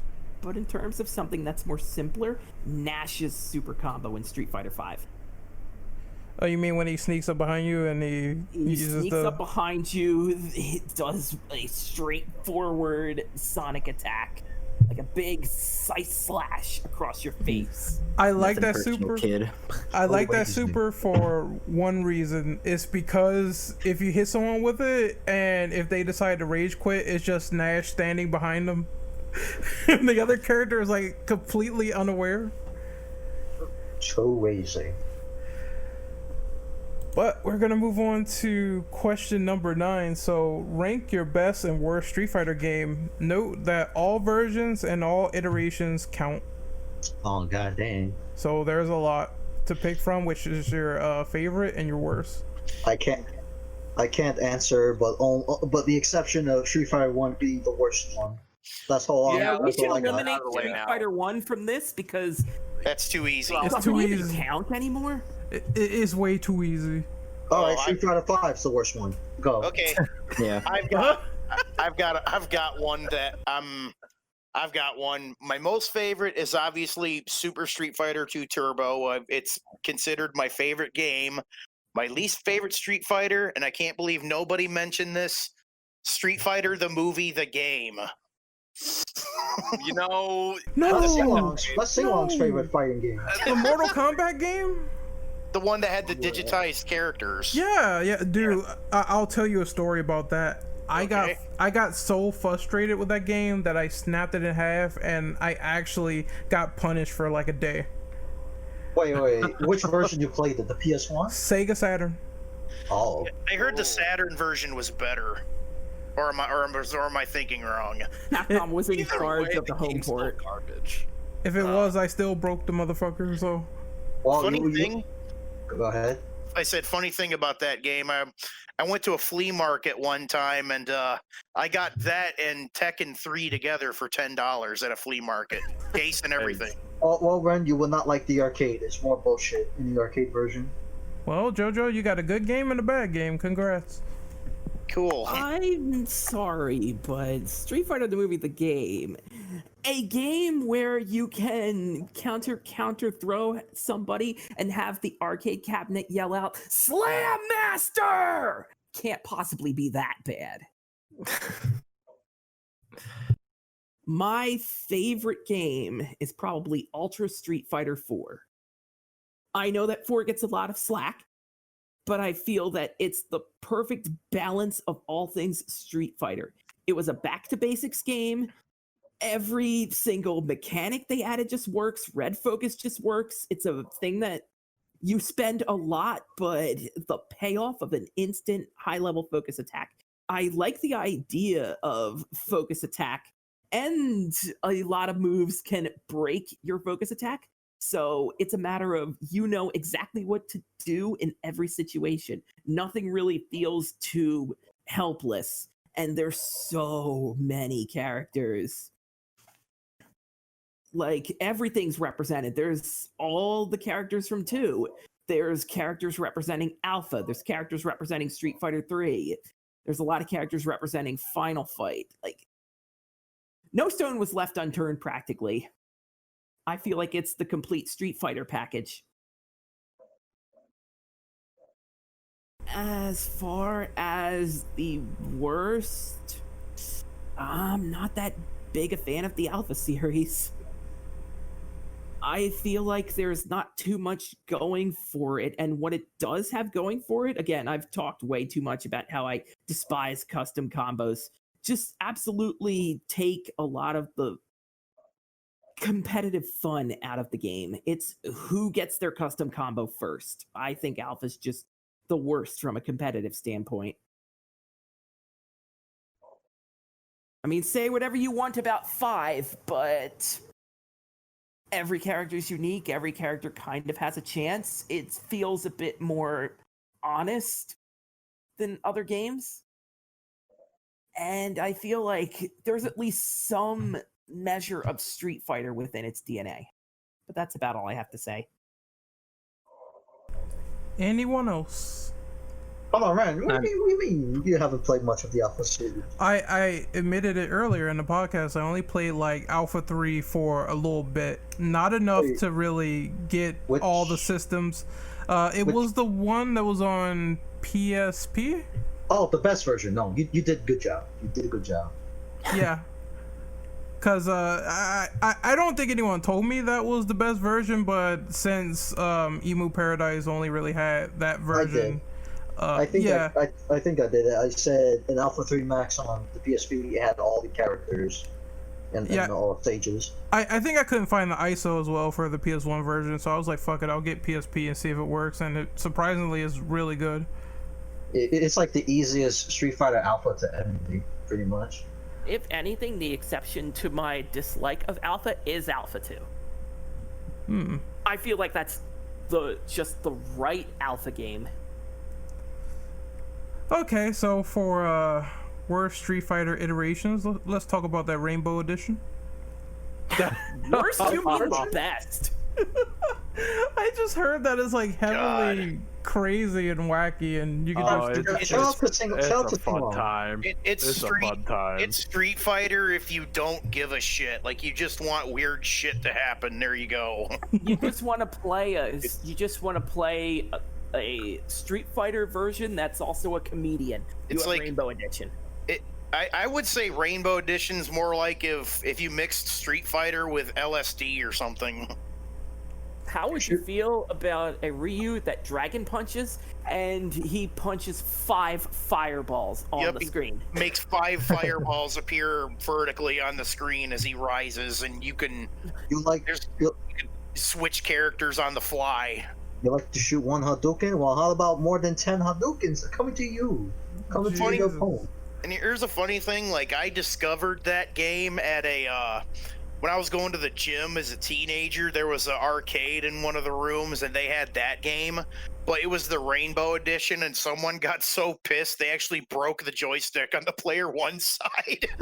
Damn. So no one could play as that one.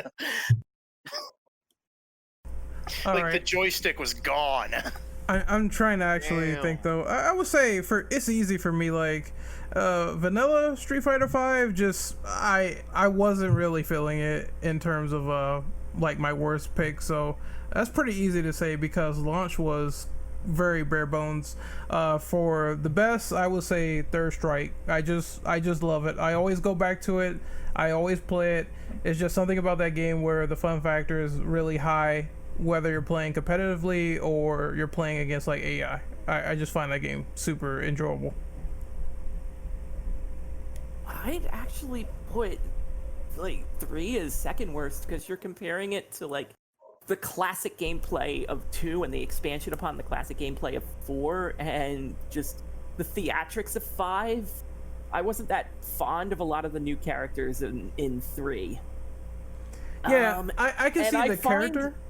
I find that parrying is one of those things I just sort of forget to do. I know it's there, but for the life of me, I would just rather block. I can see that the character selection is probably not that great. I can totally admit that, but just in terms of fun factor, I think it's a more fun game than 5 was at launch, like by miles. I'll tell you a game outside of Capcom that handled parrying better. Which one? Garou, Mark of the Wolves. I've never played that, ironically. It's It's really good. It's a Fatal Fury game from SNK, and it has a mechanic called Just Defend. You can block and attack, but if you block at just the right moment, you just defend it and forego any and all block recovery. Yep, like you get invulnerability frames there, I think. That's easier to do than pressing forward, I will admit. Yeah. That's why I like Garou better than Third Strike, but that's neither here nor there. And if you keep doing it, your health slowly grows, like go back, which is kind of broken. But it makes sense. So, least favorite Street Fighter. Anyone else want to take it? Yeah, so for me, I would probably say my favorite, just because it was the one that I played the most, is Street Fighter Alpha 3. I really enjoy that game. I always had fun with it, and I enjoy playing it with my friends. Least favorite, I probably have to agree with Ren. When Street Fighter 5 first launched, I was really excited leading up to the release of it, and then when it was pretty much the same beta that I had played up to that release that was put on a disc, yeah, I wasn't a happy camper for paying $60, but hey, they got me back twice because I bought Arcade Edition and then I bought freaking Championship Edition for PC. So Honorable mention though, Super Street Fighter 2 on Sega Genesis. Yeah, it's not good. Visually and audio, it's just not. It's not a good port. There was a Super Street Fighter 2 on the Genesis? There Yeah. was. Hmm.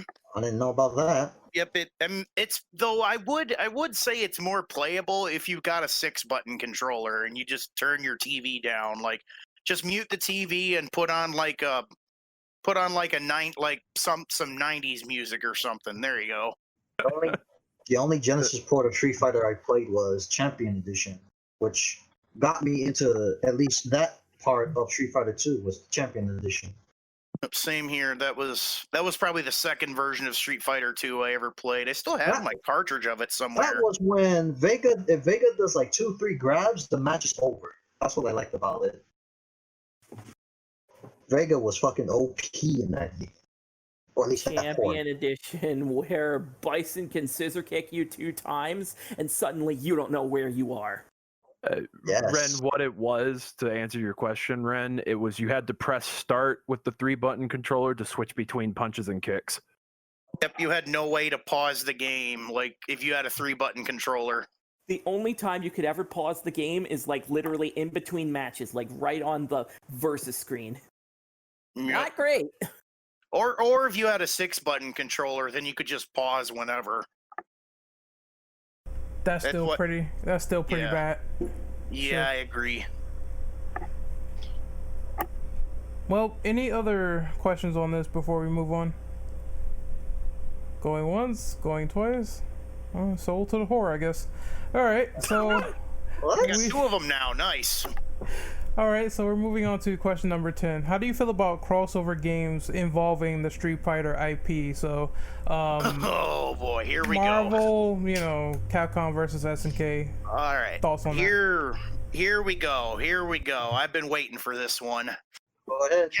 Capcom versus SNK 1 and 2 were don't get me wrong, Marvel vs. Capcom 2 was definitely an iconic game. Don't want to take that away.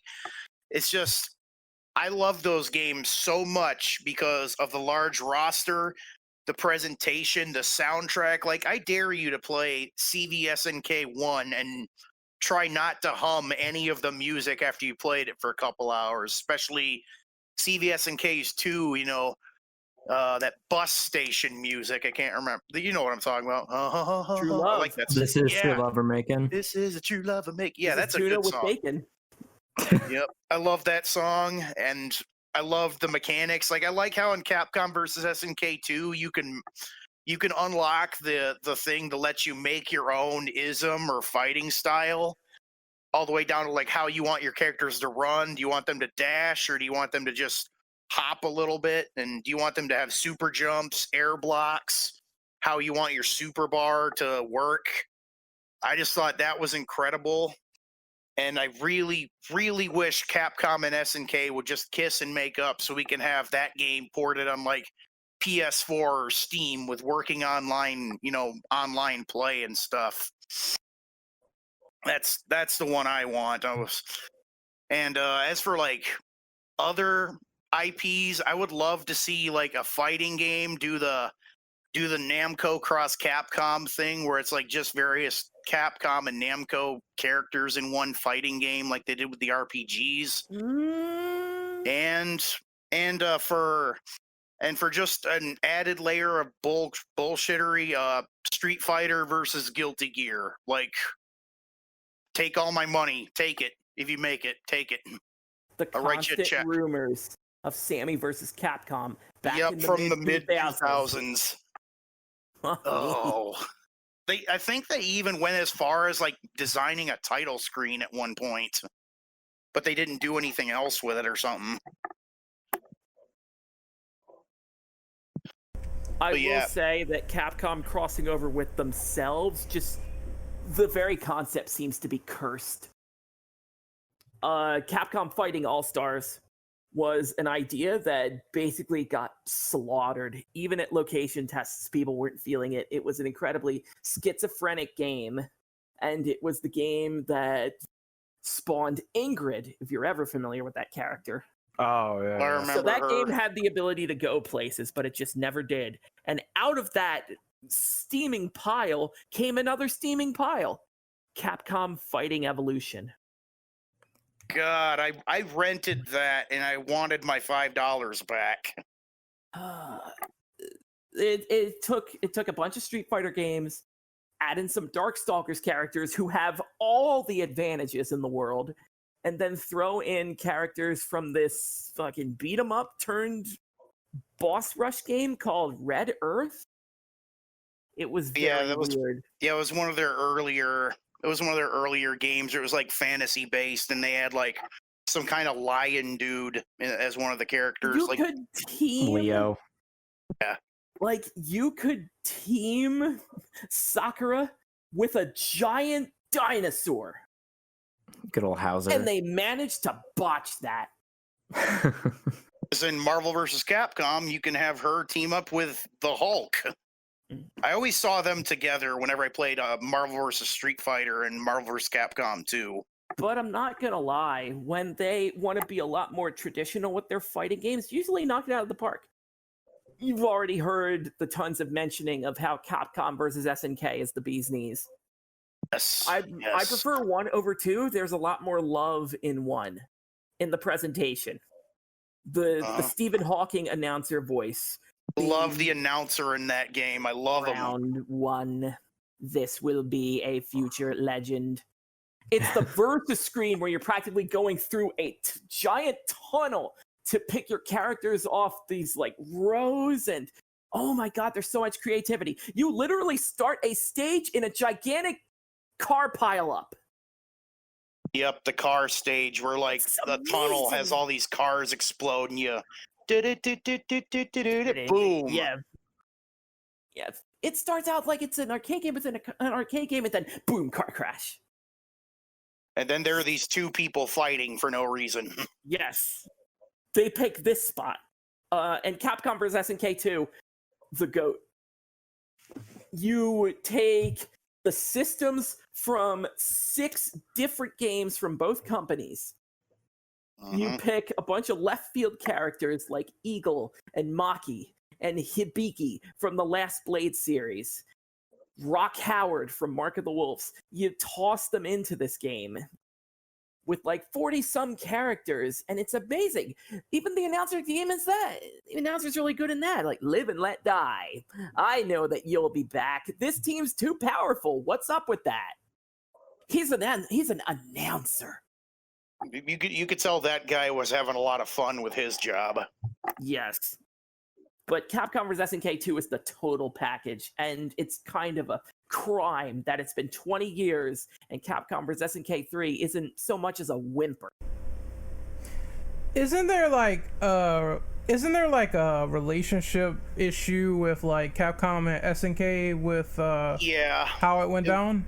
Yeah, like I think like Capcom, like when they made, I think it was CVS1 when that one was made, like I think all, if not most of the money went to Capcom, like the profits, and SNK got kind of the short end of the stick there. So that was kind of one of the reasons why you don't see Capcom and SNK crossing over much more, except in that card game that was on the DS.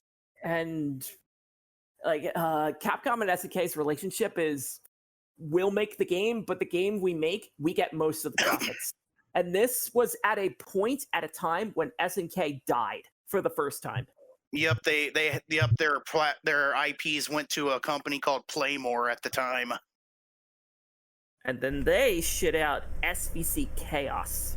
And that had pretty much all Street Fighter characters, with the exception of the secret characters. Yep, it had some witch chick who was from a Capcom game. Oh, Yep. That reminds me.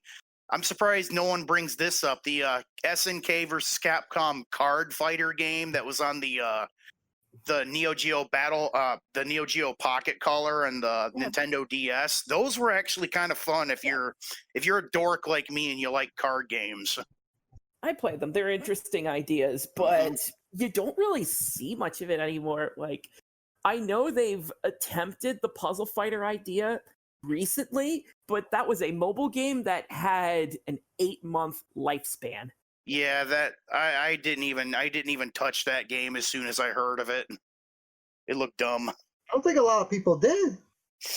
Yeah, you'd think that it would be super popular because it's got Dante in it, like from the beginning. My Well- phone rejected the idea of having me play it. Not to mention, when you saw the first look, they kind of look ugly and not like the Puzzle Fighter chibis you're used to. They were just... I didn't like the art style. They looked like Precious Moments figurines or something. Yeah. Like, Yeah. they were ugly.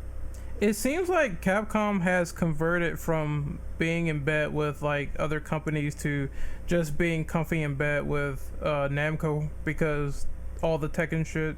Can we talk about Street Fighter Cross Tekken? Or are people too fun about it? Yeah, Game. it counts. It Yeah. counts. I On want disc DLC. so bad to like that game, because when it plays like Street Fighter, when it plays like Tekken, it is unlike anything else.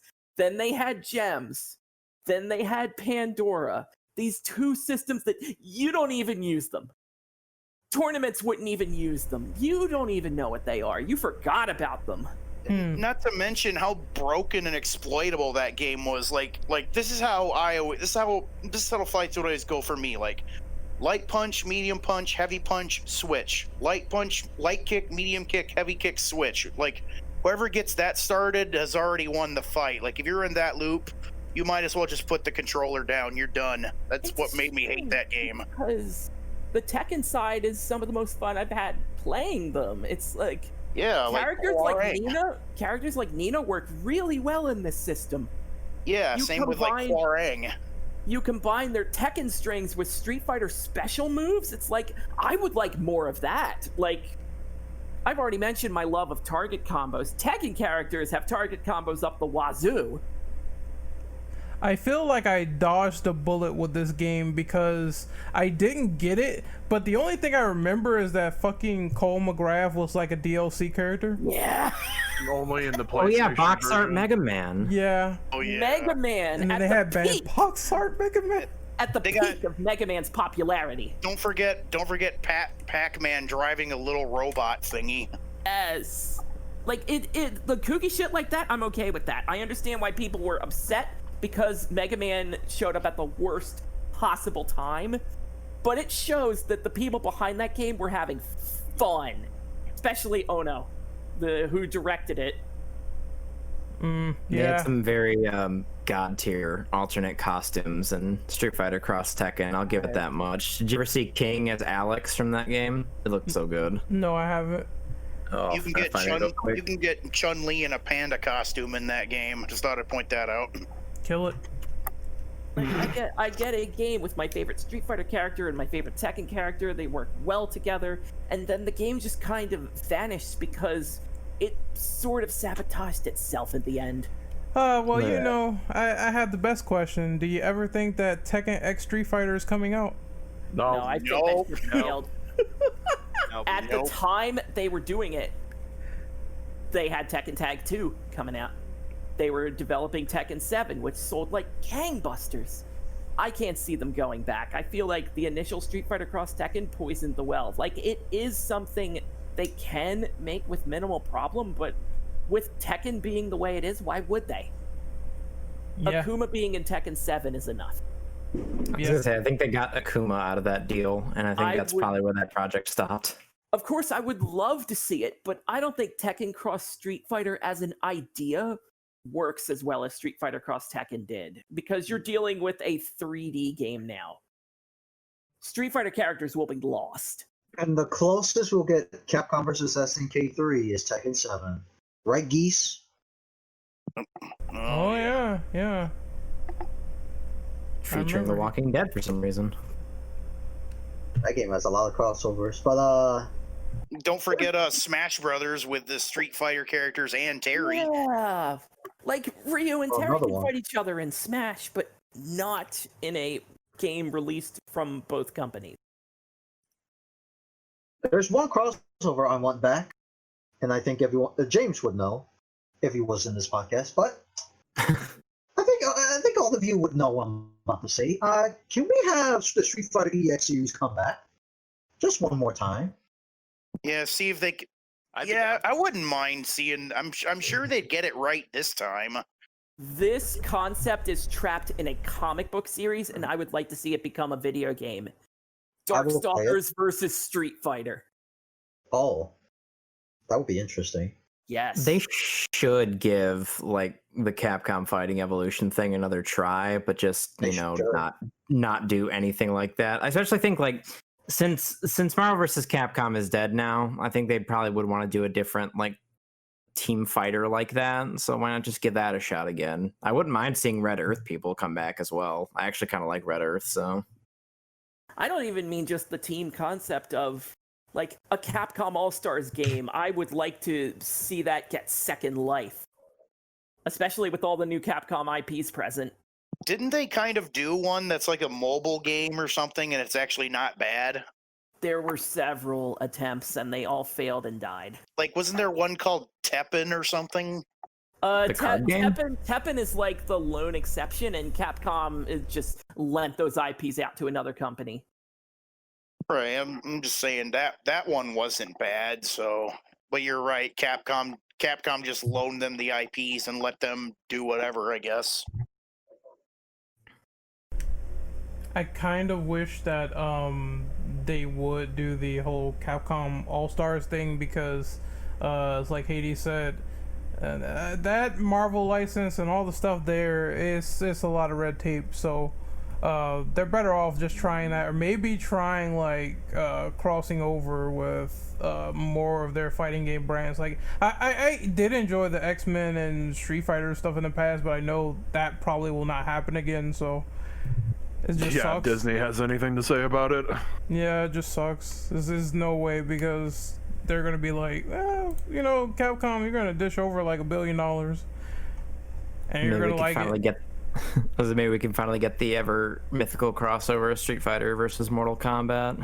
Yeah, that's what I was gonna say that. too. Because well, people have been saying that for years, and I just kind of don't see it working because I know that when it came to fatalities, they were very anal with Kratos. Like he can't do this, he can't do that, so it's just a headache. And I think Capcom will do the same thing to NetherRealm. So there's that. It's two different companies, two different schools of thought, two different ideas. They would not get along, and there would just be some. The result of the contamination would just be too hazardous. Yeah, like it would probably be a situation like what they did with Mortal Kombat versus DC, where only the Mortal Kombat characters and the bad guys could have fatalities.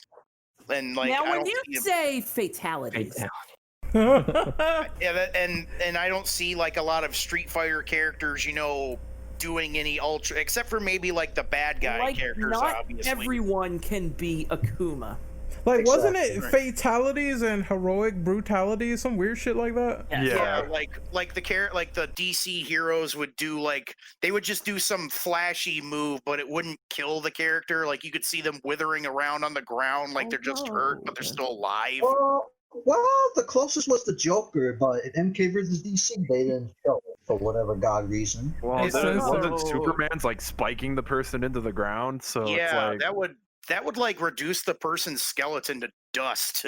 Tying this back to Capcom, back Yeah. when fighting All-Stars was a thing, they were experimenting with the idea of a flashy finishing move that didn't necessarily kill, but it was like a finishing blow. Kind of like what they did in Guilty Gear. It's more like the astral finish of Blaze Blue. It doesn't Okay, yeah. kill, but it's like Super flashy and stylish. It's like a finishing move, but It's it's just in that flashy. style. So they were experimenting with it, but nothing. Pardon the pun. Nothing too fatal. Huh. I like that. Nothing too fatal. Oh man, I just hope they think about it at least in the future, because there's so many compelling ideas. Not all of them work, but at least the ones that do and the ones they can manage, they could pull something out, because That dream about Marvel is probably dead, boys. Especially after MVCR. Yeah. Jesus. Rest in peace. Marvel 3 gave me a lot of good years. That's probably my favorite crossover title for reference, Marvel 3. I'm sad I'm probably never going to get another one now. I like Marvel 3 more than Marvel 2. Marvel vs. Capcom 3 is just, it's that Smash Brothers style of, you can tell there's so many details to make the characters as authentic as possible. Like when they put Deadpool in that game, he was so incredibly Deadpool. Or when they put Dante in the game and he has like 40 different special moves. They went above and beyond. Or they somehow made a Phoenix Wright work too. That game was just like a home run. Outside of X Factor, Crimson Viper, when she was added to Marvel vs. Capcom 3, she kept the EX moves from Street Fighter 4. It's details like that made me appreciate Marvel 3. I think that's about it, all I can think of. But gentlemen, we're gonna move on to the final question. I just wanted to get a few thoughts in because I hadn't got to go. Oh, go ahead, my bad.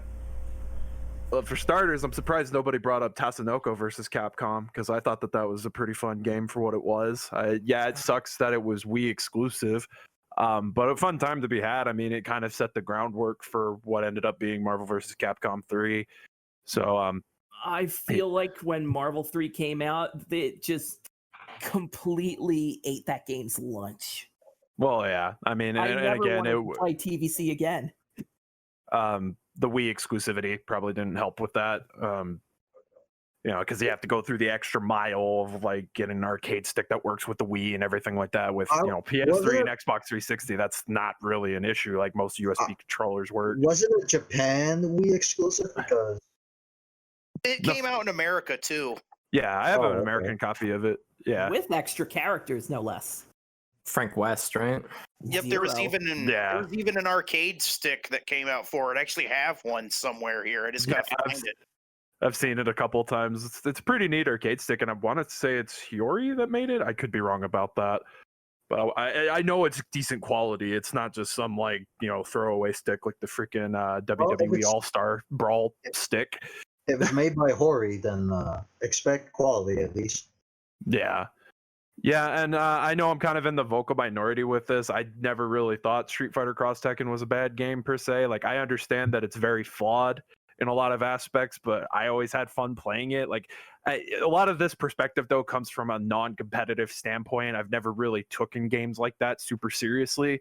That's why I can play Mugen games like Famicom Fighters. It's like I don't take those games so seriously that it spoils the fun. So it's kind of like that. But I will say, because we did bring up Capcom versus SNK 2, and I do love that game a lot, but fuck the console ports, because they have a mode that enables the use of the right stick to do specials. So fuck that.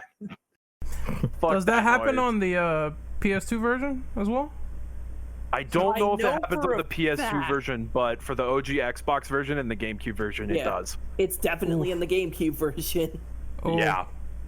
Wait, for what game? Capcom SNK 2? Capcom versus SNK 2. Yeah, with the original Xbox and the GameCube version, you could choose a mode that allowed you to use specials on the right stick. It was called EO, as in like easy operation? I think so, yeah. Not to mention, the farther you pushed the stick, the higher level your super was for things that were mapped to supers. Was it the GameCube version was the worst version because like the balancing was updated? Yeah, I think so. I updated the balance, so roll canceling was done. I was told to avoid that version like the plague. One thing I will say that I really wish that they would bring back, and this kind of goes back to an earlier question, some of those games have color editors. Can we bring that back as like a 3D standard, just to have, instead of unlocking colors, just let me make my own? Street Fighter Cross Tekken had it. It was sadly in Cross Tekken, but you had to unlock them. You can Ultra Street Fighter 2 has it.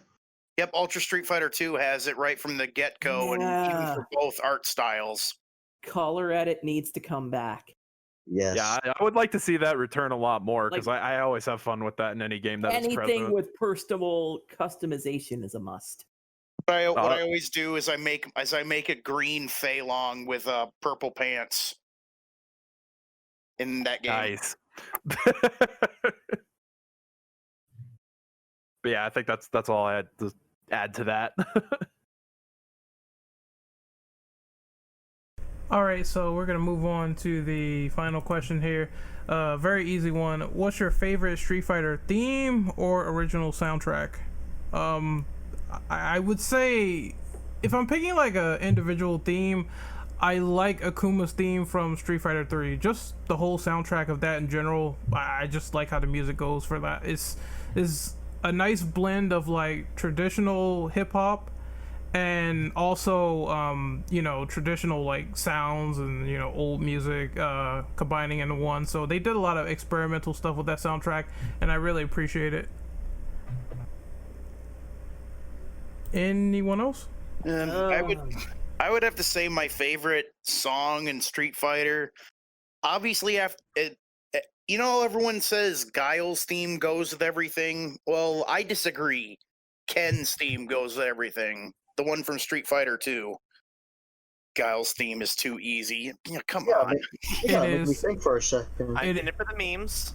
It is too easy for the memes. Dun, dun, da, da, da, da, da, da. I love that song. That's one of my favorite songs. And of course, my favorite overall soundtrack, I would have to say a tie between Street Fighter, the Super Nintendo version of Street Fighter 2 specifically, because I don't know why, it's just that game's sound chip sounds so iconic to me. And I'd also say Street Fighter 3 Third Strike had the best soundtrack. It's like what Ren said, it's got a good blend of hip hop and techno and some other stuff. And I love it, and I'm not even a fan of hip hop. Like, I will always hum the character select screen theme all the time when I'm doing stuff. Think for a second. Of all of them, singular track, shit. Because there's a lot of good ones. But I think overall, the most Street Fighter theme I can think of right now, Cody's Street Fighter 4 theme. His Super Street Fighter 4 theme, Turn the Beat Back, and it's like an homage to the intro theme to Final Fight. It's amazing. And Turn the Beat Back endured. It was in Marvel 3 as Hager's theme. It came back in Street Fighter 5 as Cody's theme. Others are like Elena's theme in Street Fighter 3 Second Impact. I'm not that fond of beats in my head, but I love Tomboy. I just like it for the ambience. It's not a catchy theme, but it's a very like focusing theme. And of all the Street Fighter 2 stuff, it's like, phew. Street Fighter 2 is just great across the board. Guile's theme is too easy. Like, it's so memorable, but I don't think anything holds up as well as Ryu's theme. Ryu's theme has just stood so well. There's been so many great remixes of it. The one in Asura's Wrath is amazing. I just want to point out, if you want to hear a good version of that, I'll look up the version that they used in the PS2 only game, Namco Cross Capcom. That version of Ryu's. That's a good one. Yep, that's one of my favorite versions of Ryu's theme, is that one.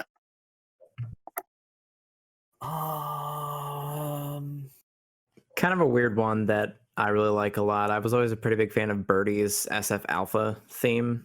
I couldn't tell you why. I think it's incredibly menacing for a character that just wanted to be evil, which was, I guess, this whole plot line in Street Fighter Alpha. Jury had a good Street Fighter 4 theme too, not 5, but 4 fit her perfectly.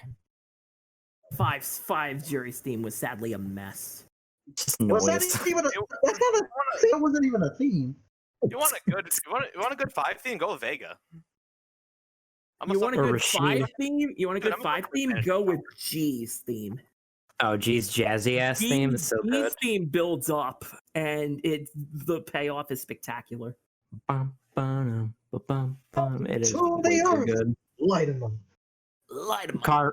Kareen's SF5 theme is also very good. I'll say that I much. think it suits the character. I would also say the speaking of Street Fighter V songs, I would say that the original title screen song that they had before they changed it in Arcade Edition, I like that one way better, especially with that guitar solo that's sort of in the middle. You know that part? You talking about Indestructible? No, that's Street Fighter Street- 4. I'm talking about Street Fighter 5. Oh wait, because that's Indestructible, the greatest Street Fighter song is Yes. Indestructible. From Street Fighter Indestructible 4. is a good song too. I always hum that song a lot. I'm so sad they took it You out. heard the Japanese version of that song. I heard there was a But it Japanese was- version. The Japanese version though was differently titled "The Next Door." So weird. It was a weird one, but it was the same song. It was just called "The Next Door." It was the only difference. When they upgraded to Ultra Street Fighter 4, I liked a lot of the unique stage themes they added. The half pipe stage got this great little hip hop track attached to it. There's like, "This is our war, Street Fighter 4." It's a great theme. It's a great theme. The one they added for the Jurassic Research Facility, I feel is incredibly underrated. It has this, since it's obviously a dinosaur stage, it has this Jurassic Park type sound to it, but I really go to bat for that one. Like, Ultra got some great stuff in general. Relento's theme especially. God. Relento gets great music. Jazzy New York City '99. God, what a soundtrack! What an OST moment. You're talking about Alex's theme? Not only Alex's, but Ken's. Ken's because as both well, of yeah. them, They both share of it. them were fighting in the subway stage, and that was fucking brilliant. I love that theme so sure. much. It's fucking great. The stage, the music, it fits perfectly with both characters. As much as I don't enjoy fighting Gil in Street Fighter 3, I have to give credit to his second impact theme. And Capcom knew that too, because when they brought Gil back for Street Fighter 5, his theme was based off his second impact theme.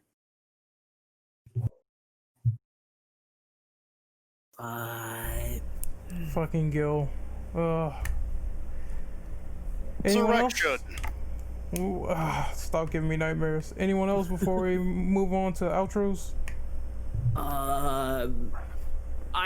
The Alpha 2 intro theme just gets me pumped every time. If this was KOF, I would have given you so many OSTs I like from that series. That is a lot discussion for another day. of what Street Fighter 5 did for the arcade modes. They remixed like the character select themes, they remixed the opening themes for like your ending picture. I feel like listening to those tracks it does them justice, especially the Street Fighter 2 version. If you want a remnant of what Street Fighter versus Guilty Gear sounds like, look up what they did to the Street Fighter 2 versions of the arcade modes in there. Like, hard-hitting rock themes all the way. Ken's theme remix was really good in Street Fighter 5. Oh no, there's another one. Super Street Fighter 2 Turbo HD Remix. That I remember that menu theme with the Ken remix. Yes, yes. That's the best Ken theme. That was really good. And There you you go. just open to it and it hits you in the face. It's incredible. Can we bring that to Evo? Because that also had a good net code. It had rollback. It was an Evo. HD Remix was an Evo before. Bring it back. Yeah, I hear you. Because Please they're bring doing it back. online. They're doing online. Replace it with that pony fighter, and I'll be fine. Pony fight. Oh, I know what you're talking about. That game. They showed it at the new updated slate for Evo this year. If you're not gonna bring Gross. back Third Strike, at least bring back Turbo HD Remix. I'll be fine with that. Fuck, man, I'm gonna miss the Marvel 2 being on the slate. Fucking shit. But I thought that was the exhibition shit. yeah, but it still was hype regardless. Yeah. Back from the dead, motherfucker. All right, I guess we're gonna move on to outros now since we're done with this. So, Hades, where can we find you, buddy? On Twitter, you can find me at Hades_Manticore. On YouTube, you can find me at City State Manticore. It's where I upload dumb videos. I'll try to get back to that soon. And I have Video Games Ho, which is my Let's Play channel. I don't know if I'll ever get back to that, but it's there. Daybreaker. You guys can find me on Twitter, YouTube, and Mixer at Daybreaker Rain. I'm going to try to get back into some form of streaming. I'm trying. At the moment, I'm kind of burnt to a crisp because of today. I was outside, so I'm going to wait till that heals up before I start getting on camera and streaming again. But I have some stuff in the works, so I hope you guys stay tuned. Next up is Inferno. Find me on YouTube, Twitch, and Mixer at Inferno Dragon 3D, and on 343 actually. Inferno Dragon 3D is my Twitter. Sorry, no 2D, just 3D. Next up is Kaneki. You can find me on Twitch, Twitter, YouTube, under the name Ghoul War Order, and I think you can find me on PSN and Mixer, Kaneki War Order. And whoever brings up the character 12 from Third Strike, get that ass banned. We don't ever speak of that character. Wait, 12's a character? Yes. He's every character. Yeah, he's multiple characters. Jojo, what's your outro, dude? You can find me on Twitter at The Lost Jojo, and you can also find me on YouTube, Mr. Bastard Gamer, MR Bastard Gamer. I'm working on a stream. I'm streaming the entirety of the PlayStation 1 version of Dragon Quest VII, and I think I'm almost done with the first disc, so you'll probably see me doing that very soon, probably tomorrow, most likely, if I get home from work on time. But yeah, find me there. Rat, where can we find you? On Twitch as Project Rad, on Twitter as The Rad, and on YouTube as Rad's Rad Games, where I've recently put up arcade playthroughs of several Street Fighter games. Alrighty, awesome. And you can find me on Twitter at RenOperative_. You can find me on YouTube at Renegade Operative. You can't.